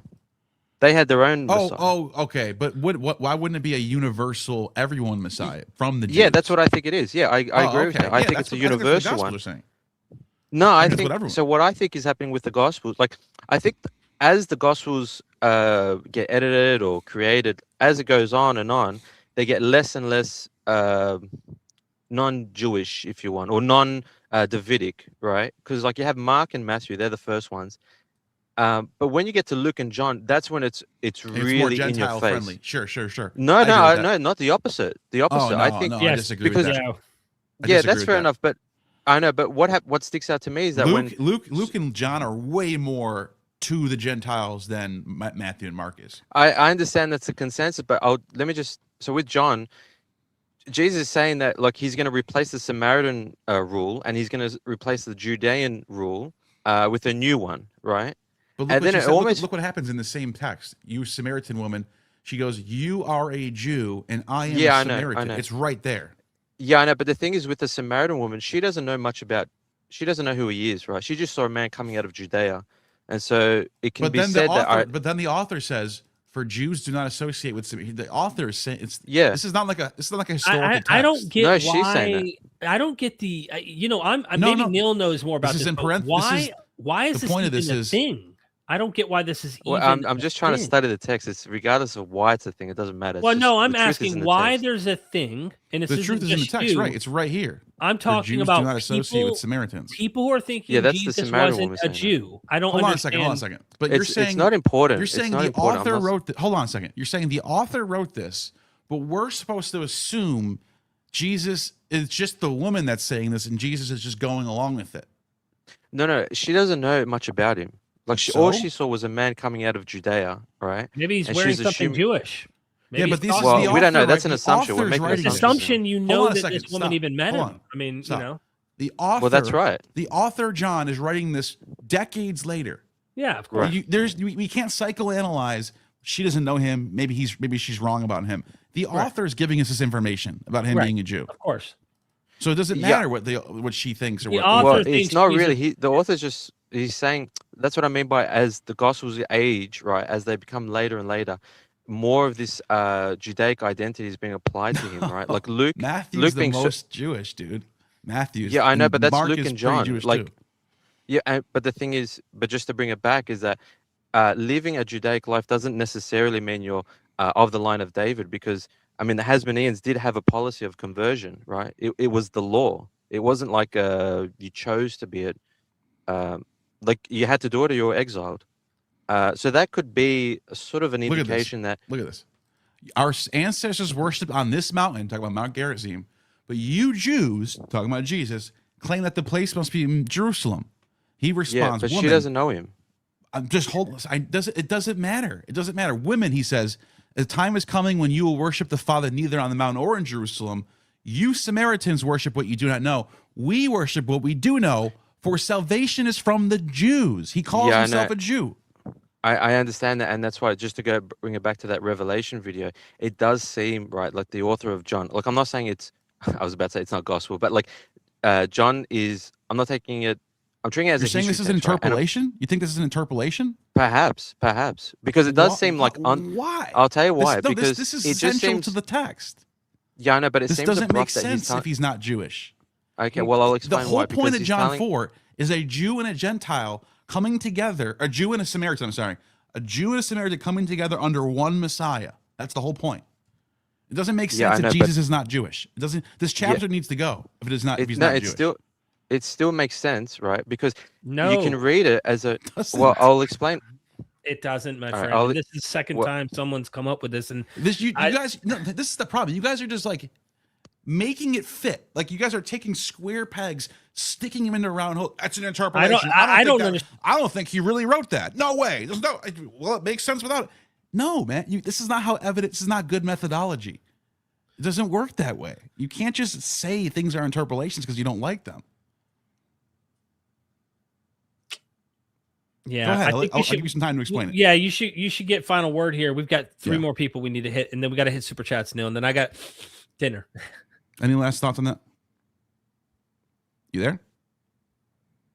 Maybe his mic came out too. All right. Well, let's move on because we got very limited time. It just seems like we're repeating. Well, I don't. At least we have someone to argue Yeah, with. yeah. No, the only people disagreeing is again. Before you bring the next it caller, is so I low. don't. It's so low IQ. I know. There's something going on that I'm clearly not aware he can't of. Be Jewish. He's not Jewish. I don't get it. He can't be I don't Jewish. get it. Like that's how you guys come off to me. It looks weird because you're like just denying the text right in front of you. You're just saying it says he's Jewish. Well, what if it's an interpolation? It still makes sense. No, it doesn't. And by the way, the whole chapter of John 4 does not make any sense if Jesus wasn't Jewish. No sense at all. Just so people know, James Tabor, furthest conclusion from the truth, that he would say, oh, they interpolated it because originally Jesus wasn't Jewish. They're using this idea that James's letter, for example, he mentions the name Jesus twice. And James Tabor said in the letter of James, first chapter and second chapter, the name Jesus comes up one time in the whole letter. He did say, if you removed the name Jesus and you translated the Greek into Hebrew, went and read it in a synagogue, they would not know you're reading New Testament. Okay, it's right. Jewish. But John, James, you can't say that about John. I know. It doesn't work that way. She's literally calling him a Jew, and he's literally saying, "Yes, I'm a Jew." I know. Unless the whole chapter is an interpolation, then what are you doing? You sound like an idiot. You sound really stupid. I don't get it. Yeah, I don't. So the next person was Gatis. Was that? I think so. Okay, Gatis, you are next. You there? Gatis Abramovics, are you there? Oh, okay. Next Sorry about that. We couldn't hear you. So we'll go to the next person. Paulo Pereira. Hello. On, hey, Paulo. Hello, you. Thank you for all your work. I have learned a lot from both of you and also from Jacob from History Valley. I think I solved the enigma of what is Yeshua and Christianity, but I would like to talk with both of you three, if it's possible, to present my theory. Basically, my theory is that Christianity is the new Judaism. It's nothing. It's not a very complicated thing. It's the new Judaism for all the empire for Rome, and all the New Testament is rhetoric. Nothing is historical. It's all written in a way that to present the point. So the idea to create a new branch of Judaism that is the Nazarenes. That so Acts the Acts of the Apostles more or less if it is read in the right way, can show us what they want to do with and all the New Testament was written from the same small group of 3 or 4 people. That's my if you could possibly email us this in your hypothesis in more depth, that we can actually evaluate what your claims are, that might be different, because I think it's all. I mean, I don't know many critical scholars who would disagree with the idea that Christianity is trying to say they're the most authentic continuity with Judaism, that they're the real Jewish movement in Acts. That seems to be the goal in Acts specifically, Luke Acts. So if you have some radical different thing, email us the information. Yes, I think I know who wrote the texts and why. Okay. Why is the reason is to create the new true Judaism for Rome.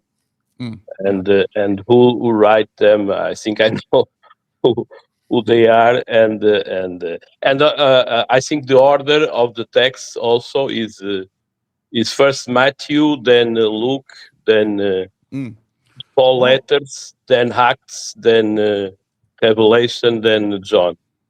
Gospel. Interesting. Well, I mean, I don't know. I mean, you should probably write a paper, I guess. I don't know. Yeah, I was gonna say. Yeah, yes. I have more or less the paper, but I would like to discuss that with both of you three, if it's possible. Yeah, please man. do. Thanks please for jumping do. on here. I appreciate that. My email's in the private chat over here.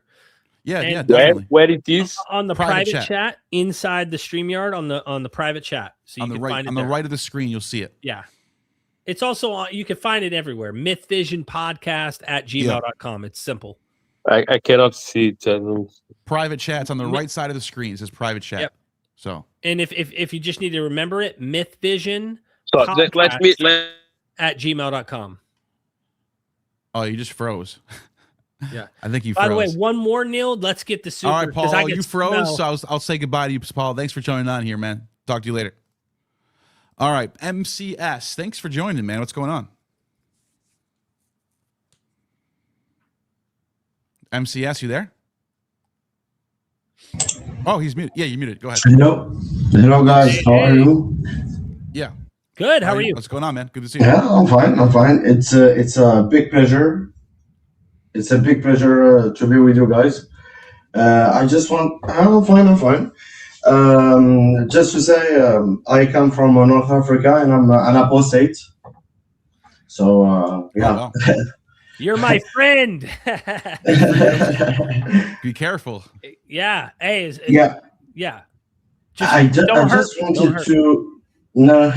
just wanted to comment on a topic that I saw that a scholar came on and spoke about Islam, but he said some things that were like being put as good things, but actually he left out the bad things of it. For instance, he mentioned Aisha, which is the wife of the Prophet, which he married at the age of 6 and slept with and consumed at the age of 9. And he forgot to say that Aisha has a book. She has her own diary. Are you talking about the last scholar I had on, Ahmed Al-Jalad? Not the recent one. Not the recent one. Not the one you posted today or yesterday. No, not this one. I have no clue which one that is, my friend. But yeah, I don't remember exactly which interview this is. Yes, and I would like to share with you a book that a lot of Muslim apologists they really never want to talk about. I have it in Arabic, unfortunately, but there's a book that was written in the 2nd year of Hijrah. Interesting. Okay. And in that book, it recounts all the habits or sexual habits that the Arabic they say that the Arabic golden era. Yeah, they say the Abbasid dynasty. Yeah, the golden era of Arabics after the 2nd year of Hijrah. It states particularly the habits, the sexual habits, and it's disgusting. It talks about sleeping with young. Be careful. We're on YouTube. You know, but this is written black and white. I understand, but YouTube doesn't care. Trust me. Yeah. Just be sorry. I would love. In fact, you know what? You got my curiosity, my friend. Can you please email me this, because I really want to see what you discovered, because it keeps getting worse. So. Humans are something. So in the private chat, I'm putting my email's like 4 or 5 times in the private chat already. Okay, let's do that. And I would thank you for everything. Yeah, thank you so much. I really appreciate it. Yeah. Thanks for jumping on. Thank you for Thank you. Be Have a safe. good one. Have a good one. You too. We gotta Neil- do these super chats before you go, right? Yeah, we have to. We have Yeah, to. you can't just leave people hanging like that. No, I really do appreciate it. This has been a blast. We got to do this again. We got to do this man. again. Where was the last one you left off on? So here we have this one was the last one. So are you sure? And then this one's we haven't done yet. See Hold the on. book on institutional grammar I've linked. Yeah, we did do that one. No, we Oh, you did. did? We did Toronto was next. We did Okay. AA meetings was next. Kevin, we got Kevin. Thank you again, Kevin. Oh, yeah, Kevin that's showed right. up. That's right. That's right. And we got this one. This one we didn't get. Jesus Oh, was. no, we did this one. We did this one. Did we? Yeah, that was the last one. So, yeah, I said I hard disagree. I think he did start a religion. He was trying to get people to right. follow him. Okay, Yeah. you must have Thank dealt you for with that this one. super chat, though. Yep. Okay. The next one is we did this one too. Yeah, that was this. Okay, this was the last one. Okay, Got it. And Andy Houting Aling 639. Thank you for the 5. Neil and/or Derek. Any literature recommendations for works that extensively catalog the parallels between Bible and earlier mythology? Bruce Loudon, obviously. Russell Gummerkin is just look up Russell Gummerkin on Amazon.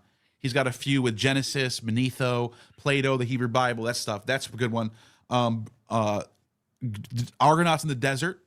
I need to write one. I already planned on writing one because I've been putting so many of these documentaries and so many, just because of these questions, these super chats. Because, if I have to name 8 books for you to even get like 5 examples to dive deep into, and it's like we really need something that you can go, hey, this book has like all of these observations, and I'm not making them up, which there's plenty of books you can go probably on Amazon today with AI out now, where they just are making connections up and writing books or throwing them out there. But like they're based on rigorous observations from philologists and like people who really have a skill. And just that alone would be a Bible-sized book of material. And I feel like it's needed. Yeah, it is. But there's a lot out there already, though. Bruce Loudon. Wait, I know I'm missing something big. Dennis McDonald. Yeah, Dennis is all into the Greek stuff. Yeah, so Loudon is into the Greek stuff and Old Testament as well as New Testament. I would start there. That's what I would say. Those are the ones I would recommend right now. So. Those are fun. Yeah. There's also looking at Mesopotamian stuff and Canaanite stuff too. Yeah. So, that's a no-brainer. But I do like getting into the Greek comparisons as well. You know me. Okay. Yeah. But anyways, I agree. actually, for the Mesopotamian stuff, I have a few books over here that do that. Anyways, whatever. Yeah. That's what I would start with. Here's this too. This is a good one to check out. It's called it's Robert Graves, of course, author of the Greek myths, and Raphael Patai, Hebrew Myths, the Book of Genesis. It's a little older, but it's still cool. And I think that'd be a fun. James Prickard, The Ancient Near East, Anthology of Text and Pictures, and all throughout here, it's constantly telling you like there's a lot of commentary on its relationship to the Hebrew Bible and stuff like that. This one right here specifically engages Jesus by Dennis McDonald, mythologizing Jesus. It's an easy read. It's fun. I thought I was tearing up at the end. He asks his grandson, now that you've seen the connections and you've seen both Odysseus and Jesus, which one should you be like? Or no, he says, which one do you like better? He goes, I like the Greek story way better, Papa.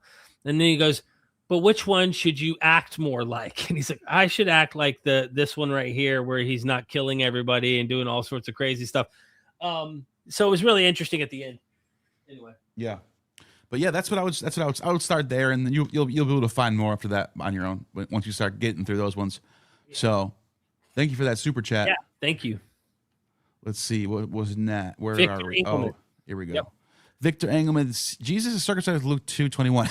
Exactly. But what is that? That is interpolation too now? Like, is there anyone else in the first century that circumcises their children on the 8th day of their birth or their life? I don't know anyone. I just don't understand. People are so adamant that he's not Jewish somehow. If I may ask, because I really am caught off guard by this. I really do not know what is going on behind. They want Christianity, because Christianity is so central to Western civilization, Right. and they see it as like our culture, they don't want it to be Jewish. They want it to separate it from Judaism. They don't like Jews. That's what it is. So it's that simple. Yeah. Instead of just And look, if you really hate Jews that much, just don't be a Christian. yeah, I mean, seriously, why? Because that's you can't do like. Look, does Christianity throughout history, is it constantly engaging in anti-Jewish pogroms and yes, but same with when you look at the Maccabee period, you have the whole sectarian. The high priest Jason was Hellenizing, and then he was being fought against the. No, dude, he was a Greek. He was a Greek. Yeah. He was not Jewish. The high priest Jason? I'm kidding. Oh, okay. I thought you were about. I was like, what? Kid with you. Yeah. Notice what I did there. Listen, the reason why I actually took it seriously because Josephus says his name was Jesus or Yeshua, but he said he uses the Greek Jesus. So he says his name was Jesus, but he wanted to be so Hellenized that he changed his name to Yason, Jason. So like this is already this happens in Judaism. This happens in all different cultures. There's always sects and denominations, and they fight against each other. So it's not a black and white thing. These issues are not black and white. Like that's why I bring up Socrates or Plato. These people were reformers. I think it is pretty black and white that the evidence points to Jesus being a Jew. Okay, I'm going to. No, that's black and white. But I'm saying the idea that if Jesus is fighting against the Pharisees, that makes him not Jewish. That's nonsense because Plato was reforming against Greek culture. He hated Homer. He hated Hesiod. He thought some of the poets were degenerates. He wanted to replace all of Greek culture that led up to that time with something more Platonic, but something more Socratic and rational. And this is what Nietzsche gets into how Plato ruined the world and stuff like that. But this doesn't make him not a Greek. He's still a Greek. So it's just like, and Virgil borrows from Homer, but he's still like, you know what I mean? I don't know. Yeah, no, I get it. It seems like a conspiracy theory in light of real social issues in the world today, and it's just interesting. It's just not. I like arguing about it. I actually like when they call in. I like this conversation. Yeah, I mean, look, we didn't have any crazy, absolutely rude person, but it's like it really is. You got to go back to the drawing board. This isn't working, in my opinion. I just don't. It looks so low IQ. It looks so bad. Yeah, and then the weird thing is when you ask a straightforward question, hey, is there any primary sources of Mary being not Jewish? You'll get. The thing is, though, Judaism is weird. Like you can't get a straight answer to a straight question. You get some sort of like, oh, I don't want to think about. Like it's almost like their brain is like it's like doing this thing where, oh, I just got a question that's going to shatter my entire worldview. And they have to escape mode. They have to think of some way to get out of it.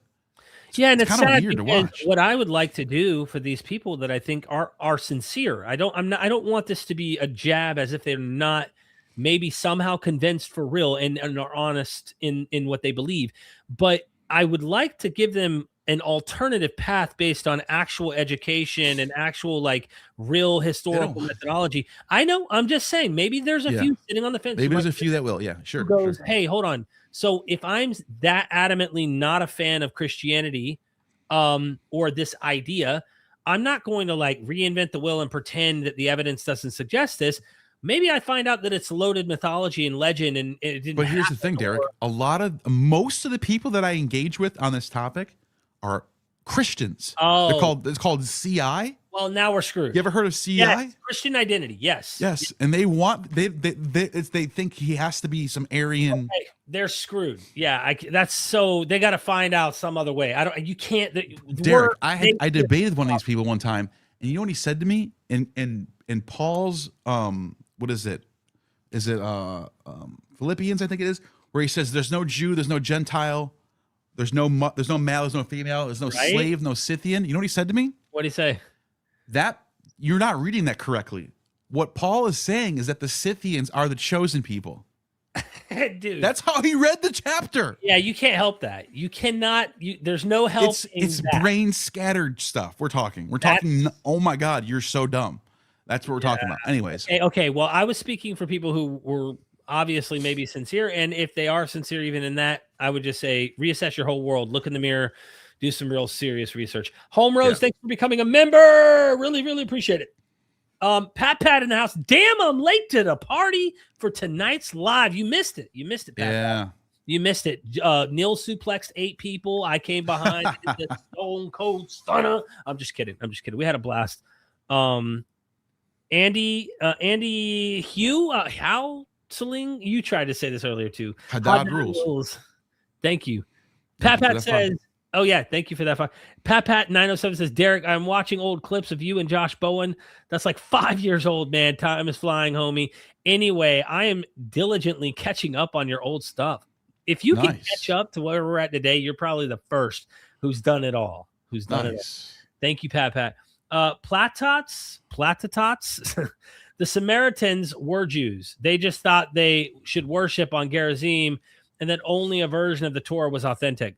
This is an important point. They claimed, right, to be from the very same people group, Israel. They're just in Gerizim region. And yes, there was beef in scripture. And I'm sure these people will hijack this. And that's another thing that this other person wasn't really, I don't think they understood this, or if they're trying to say Samaritan makes you a European somehow. Because like, let's say that person that called in was correct, that this chapter 4 is actually saying that Jesus is the Samaritan Messiah. He's still a Jewish Messiah then. Right. It's not a Gentile. He's not a European. Right, Israel, because they claim to be Israelites. They claim to be Israelites. There was beef between the Jews. The Jews ultimately goes back to this. Judah, Jew, right, where we get this idea where they're at the land. That's what Judah is, yeah. The history comes from this idea in Scripture, and there's a real historical precedent for this, that the people in Judah, when they returned back to the land, it was Benjamin, Judah, and Levites. Right. Only 3 groups, the priest and 2 groups that were from that land. Priest and 2. Yeah. When they came back, there were people in the land that they claim were actual Assyrians that were placed from a different location into the land. Therefore, they weren't authentically actual Israelites. And so this, I'll call it propaganda / beef between 2 groups. One is saying the other group's not authentic and they're not really from this land. They've been brought in due to Assyria and all of that. That trickles down all the way into the New Testament, which is why there's still a beef on Samaritans. And isn't it ironic, the contradiction we find? Matthew says, he says, don't go to the Samaritans and don't go to the Gentiles. Rather go only to the lost sheep of the house of Israel. He's talking about the Jews. Only go to the Jews. And then the Great Commission happens after his death. That's a pretty explicit statement for Jesus to say, only go to Jewish people, to the Jew first, then to the Greek. And it's like, what's going on? The DNA results of Samaritan people strongly suggest that they are actually related to ancient Israelites. That's what the DNA. But these people deny this. They just go, we don't care what that's run by Jews too. Like they deny the science, they deny the primary sources, they deny everything, and they just make up whatever they want to be true. It's almost pointless to talk to people like that. Yeah. Because they just say what they want. Yeah. They just say whatever you want is true. Whatever I want is true. That's it. Exactly. Zippo 49 super sticker. Thank you so much. I really appreciate that support, my friend. Gratis Abramovics. Thank you. Cook Arthur B has 3-volume books on Zeus, real good myth studies. Also, would y'all entertain this idea? Jesus was a way to deal with one temple breakdown in Rome, from Zeus to multiple gods and back. Jesus was a way to deal with one temple breakdown in Rome. You mean like they're roaming now? Is that what they're saying? I think I get what they're. The grammar is a little weird. I don't think they're talking about Rome as Roman Empire. That's why I thought it was a misspell. I think they're saying the temple broke down and now they're roaming, and so Jesus is the temple, but he's the temple of everyone that's in the diaspora. Yes. Oh, that's what I would. Great. That's a great question. If that's what you meant, that's a great question. Because he represents the new temple, which is universal. Everywhere. It doesn't have to be. And this goes back to Philo's theology. This is why Philos is a big deal, because this idea is pre-70. This idea is pre-70, but the establishment of it makes sense after 70. Yeah, and one could argue that after the Roman Jewish War, some of this theology we find in the New Testament of this universalizing, oh, you worship on that temple, we on that hill, we worship on this one. It'll be everywhere, right? That's exactly the passage in John 4. That could just be simply also a reaction to the war that happened. And it's like, listen, we need to stop having these temples and these very specific locations for worship. We need to just make it anywhere and everywhere, because the devastation to the God of Israel that happened by Rome in that situation, the Romans believed they killed Yahweh. Mm-hmm. And it wasn't just sacrificing Jesus as Christians do in their atonement. We're talking about the God of Israel was dead. They killed him. He hasn't been back since. That's how they see it. Yeah.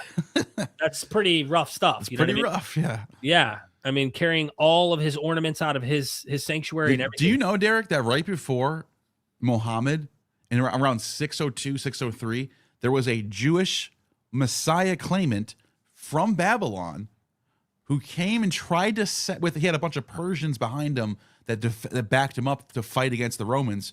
He went to sack Jerusalem and failed and got killed. So right before Muhammad, there's another Messiah claimant who fails. It never ends. Yeah, and then obviously we know about Julian the Apostate. He actually wanted to let the Jews build their third temple just to get at the Christians, and then it never materialized. My gosh! So there was a few times where they tried to make it work, it just never worked. And right now they're trying to still do it. It's so wild, bro. It's wild. Dan Dave RC, thank you for the super chat. They don't like Jews. They want to portray Jesus as someone who saw the truth of Jews and started a new religion. That is what Nazis did. Both Judaism, Christianity are false, but still central to the West. Interesting. Yeah, I mean, look, is there some truth to the idea that Christianity's and through Jesus's figure in the Gospels, like where obviously they're written by someone else, and maybe he didn't say it, maybe he did. Maybe all his quotations are all fake, maybe they're not. But the point is, whatever we have now from the Gospels, from the epistles, from the church fathers, is there some truth to the idea that they are anti-Jewish? Yes. They're not like, oh, the Jews are our brothers in arms. No, they're not. They're like, oh, they rejected Jesus. They're going to face the consequence. Yes, that is true. Mm-hmm. People need to be aware of that. But they still are coming out of a tradition of the Israelite prophets, the Jewish Maccabees, the temple. They're still coming out of that tradition. They just see that there's two directions going. Christianity goes in one direction, right, and then Talmudic, rabbinic Judaism goes in another direction. Right. They're both post 70 AD kind of things that happen. So, like, yes, they have an opposition to each other, but they're both from the same origin. Mm-hmm. That's the best way I would put it. Yeah, and again, the idea that it's central to the West. I mean, historically, yeah, this has been the religious tradition dominated by people in the West. It's sad that we're in this predicament that they feel that they have to do these kind of crazy things, Michael, what's his name? A philosopher. I forgot this guy's name. One of my favorite philosophers. He says that the Western tradition goes through Jerusalem and Athens. And as much as I oppose Judeo-Christianity, he's right. It's just undeniable. It's just true. Jerusalem is one pillar. Athens is the other pillar. Yeah. Mr. MR Anderson, thank you for the super chat. Wait, Jesus was a Jew? Cue Adam Sandler, please, Derek, with all the emails you'll be getting after this one. Don't miss mine. Good video today. God bless both of you. Thank you so much for the super chat. Really appreciate that. Thank you for that. Yeah, Dan Dave RC, thank you for the super chat. Christianity originated in a Middle Eastern Jewish society ruled by European polytheists. It is influenced by both Greco-Roman ideas, Judaism. Yes. No doubt. Absolutely. That's 100% where most scholarship is now heading back because the pendulum swung. And there is a real historical precedent in scholarship for the sensitivities that were around Judaism after post-World War II, where there was a lot of Greco-Roman research back in the early 1800s or in 1900s. Then the pendulum swung, and then it became, we can explain everything through Judaism. And then scholars start realizing, actually, you can't. There's a lot but it is true that in the 1800s and 1900s, there were scholars trying to explain everything through polytheism, through paganism. Yeah. Like it was completely pagan. And a lot of the method was not it was just like, it sounds like this. Yeah. It sounds similar. It's the same, you know? Yeah. They've gotten better over time. Season of the Rat. Thank you for the super chat. These people, deniers of Jesus as a Jew, would benefit greatly from Marcion, but they hate Marcion as much as they hate Jews. Wow. That's crazy. I don't even know if they really know Marcion. It'd be worth giving them a dose of a Christian who... No, a lot actually. You think Erval is a considered of a Marcionite. He's one of these people who like. Oh, really? And he was like, I'm a Marcionite. I think there was 2 gods in the Old Testament. One of them was the father of Jesus. The other one was like the devil or whatever. At least you think you're thinking about these things more coherently. I'll give him that, right? I don't have to agree with him. I'm not agreeing. Right. I'm not saying I agree with him, but at least he's thinking about it more coherently. Like, be a Marcionite then. Like, do it. Like, go the full length. Be a Marcionite. Yeah. You just ignore John, Matthew, and Mark. Take Luke, Acts, and that's it. And cut out a lot of Luke, Acts. Yeah. Go find Marcion's original gospel. Take the 7 epistles of Paul and start your Christianity that way. Be a real theologian. Yeah. Don't just try to do this thing where you can just like ignore things and take things that, putting square pegs in round holes. It's wild. But from what I understand, and I don't know too much Marcion scholarship here, Marcion's not like completely everything is just no Jewish, none of this. No. He has a lot of that in it. So yeah, he thinks the Jewish prophets were legit. Like, right. The way he views the Old Testament is anytime God's doing something sketchy, it can't be the real God because he's a Platonist. Yeah. So he has to have this perfect, all loving God. So he has to have 2 gods. He's forced to. The Deadly Dan in the house. You have to do more of these shows. Good on both of you. Thank you, Deadly Dan. Appreciate that. Yeah, we want to do more of them. Bacoa. I probably messed that up. Thank you so much. Joseph was a tecton, and Jesus is a tecton and the son of a tecton. The demiurge is a cosmic tecton. Is Jesus the son of the demiurge? Interesting. I mean, those are different words. Tecton is more of like a skilled laborer type of thing. And a demiurge is like a craftsman. They are connected, I guess. Mm-hmm. But I don't know if that makes a lot. I don't know if I can jump that far. It's interesting though. Yeah. I think. I get that'd be like a theological interpretation at the end of the day because we do get some of that in Paul. But even that is up for grabs. That some scholars, like you said, there's some scholars who are saying that the letters of Paul we have aren't the letters that Marcion had, which were earlier than the letters we have. And in those letters, the God of Jesus is a different God than the God we find in the Hebrew scriptures. And what do you do with this? So when he says the son of the demiurge, I don't know if that computes because this God's above the demiurge in some of these kind of 2nd century Christian. Right. This is from the Gnostic, from the Valentinian perspective, I have to be more clear. Yeah. Because Gnostic doesn't really mean much. From the Valentinian perspective, Jesus is the son of Sophia.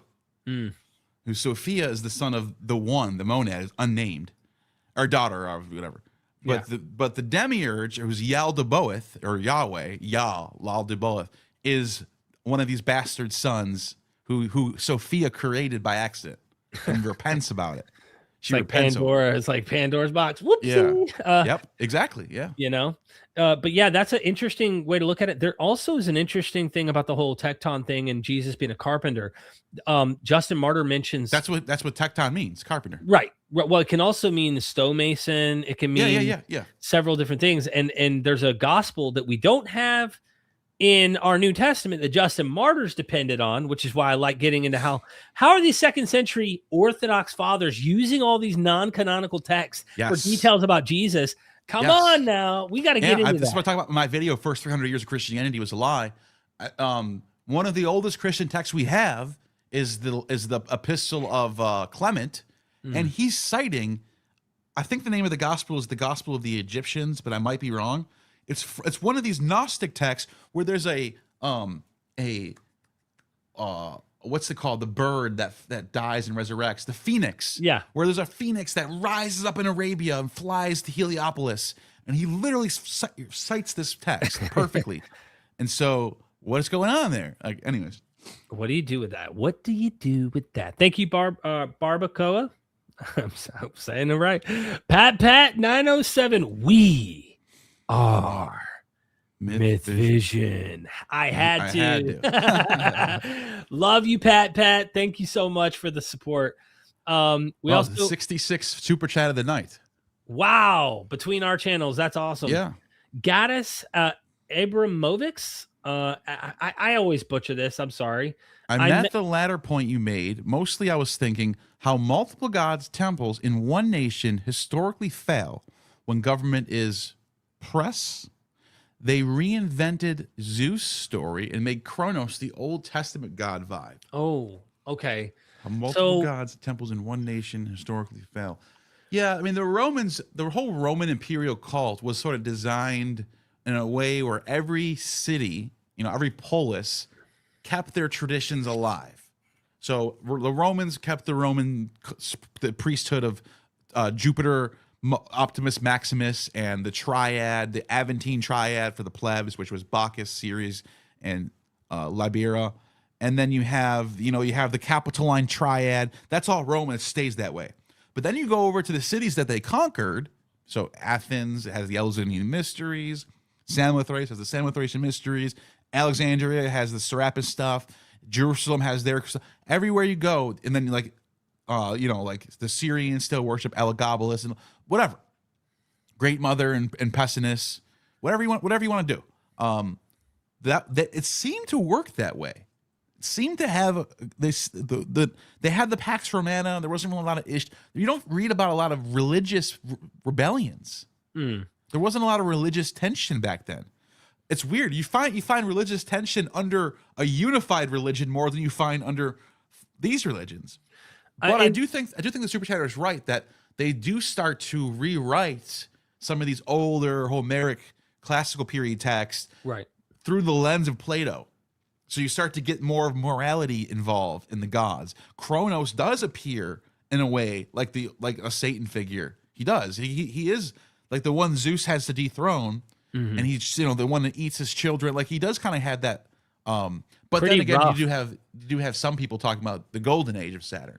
So but it depends on what text we're talking about. And not only that, like if we go back and we're genealogically looking and seeing where the tentacles reach, Kronos and various other gods. I mean, you can go to Enlil, you can go to all these different deities that behave in a way like Kronos. I think of the Ilikumi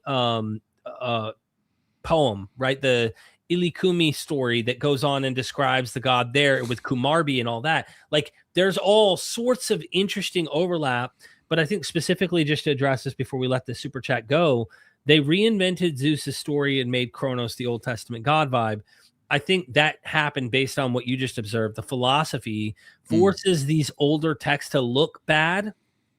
Yeah. And clearly they're going, that doesn't work. Now others will. That's why apologetics exist, in my opinion, is they have to make excuses for these problems.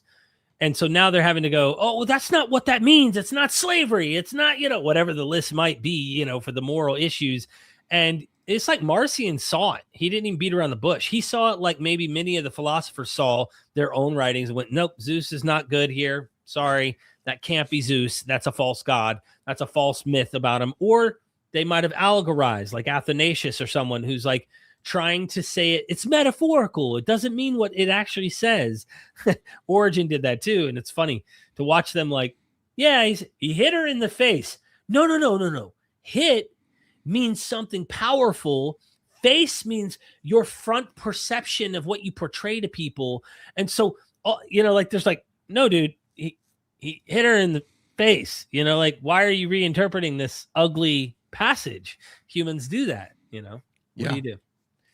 Anyway, Neil, we hit the 66. That's like a good number, I think. We should do this again, and I am starving.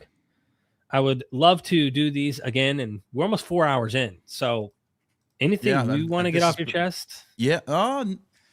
No, I think I've said a lot. I want to do more of these challenge us things. I want to do a lot of them, at least once a week if we could. I'd love that. Vesper, I see you in the back. Look. we're at the end of the hour. I would like to do this again and then have you come on. Hopefully your audio will work. Didn't we do? We tried several times.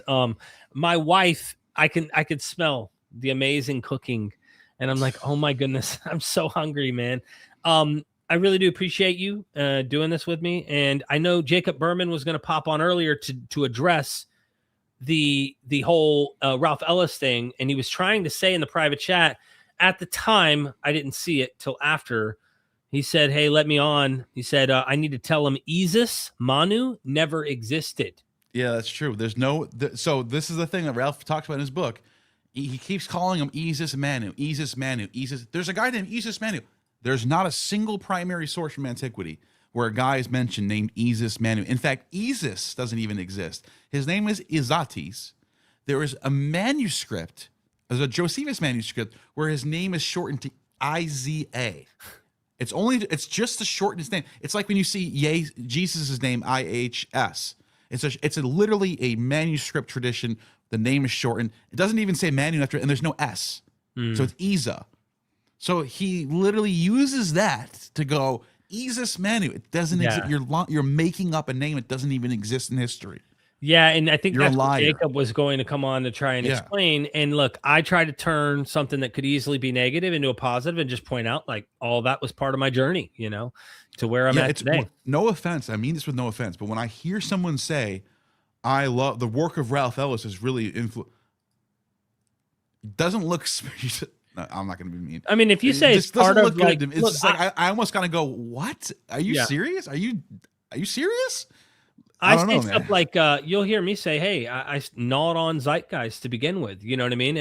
And that's my beginning. And Ralph was part of that beginning. Then you start to realize there's critical. I never read any of the critical material that people had observed. And then I started to look. With zeitgeist, though, even though they really stretch the evidence, they're not actually lying. You can actually, if you actually trace, and what's her name? The guy that Paul Joseph didn't write that. It was what's her name again? MD Murdoch. Murdoch. Yeah. If you read her book, she uses the Addis Hilaria for one, obviously. She talks about the Osiris stuff. What she's doing is she's taking Osiris did this, he did this, he did this, and then she goes way later to Macrobius, and Macrobius says they're all the same God, and then she uses that to say they all had 12 disciples. Solar, so she's not as dishonest as Ralph. Ralph literally just makes shit up. So what I will say about zeitgeist, it stretches the evidence way too far, but it's not really lying. It's just stretching the evidence. Ralph lies. There's two different things there. So just want to make that clear. I mean, there are some mistakes clearly in the zeitgeist. When you pick it apart, there are some over comparisons. It stretches the evidence. It does. If it was clear about, here's the reason why I'm saying this, Macrobius makes all these the same God. Therefore, I'm putting them all in together and I'm saying they all have these. Then we would go, okay, that's kind of silly. But you're right. It is dishonest in that sense. Yeah. Look, Neil, you been kicking ass and taking names. You've done a couple debates, and now we're doing these little call-ins. We're having fun. I hope people will subscribe who are watching from MythVision. If you enjoyed what Neil had to provide, be sure to subscribe to his YouTube channel. You can also harass the shit out of him on Patreon and support what he's doing. He lives 15 minutes from me. Listen, you throw me enough money, I'll run up to his house, I'll punch him in the gut, and then he can do the same thing. You want to throw him some money, he can come punch me. No. But seriously, it's been a journey. We're on a journey. We're on a path, and we're trying to figure this out, Yeah. Both of us recovering addicts. Well, I think we're recovered, but you know what I'm saying? We've both been down a hardcore We both had some rough patches in our early 20s. Let's put it that way. We have. And here we are today doing something I never thought we would do, Last second super chat. Oh, sorry. Oh. You're playing. You kept clicking on it. What is Holy Ghost? Appears 90 times in the It's the Holy. It's just another translation for the pneuma. It's the word pneuma. Right. Now, if they're asking what the pneuma is, that also is very specific in the philosophy of Middle Platonism, and the way that it was described to me by Robin Walsh and M. David Litwa is that you'll see it's not an invisible non-entity thing in their minds. You watch a tree bend by invisible wind. It has a force. They believe it exists. It's something real. It's not like this magical, it's non-existent. No, they think it's something physical, but it's not physical in the way of like material. It has Heraclitus is the logos is a good way to start with that tradition, where it's the active force of reason within the cosmos. So it's active. It is real. Like, they don't think it's just like some Yeah. Absolutely. Thank you, Solara Knight. I really appreciate that support. All right, Neil, we've got to do our absolutely gangster. Did you do? Yeah, you have just attained. Let's do it. You have just attained true gnosis. And we are MythVision. I think we got them all right. Nobody's super chat. Okay, let's wrap things up. Yeah, hit that outro. You got one, right? Yep. Love you. Thanks, everybody. Son, do you want to know what the truth is? After this, there's no turning back. You take the blue pill and you wake up in your bed and believe whatever you want to. You take the red pill and you stay in Wonderland, and I show you just how deep the rabbit hole goes. Remember, all I'm offering is the truth, nothing more.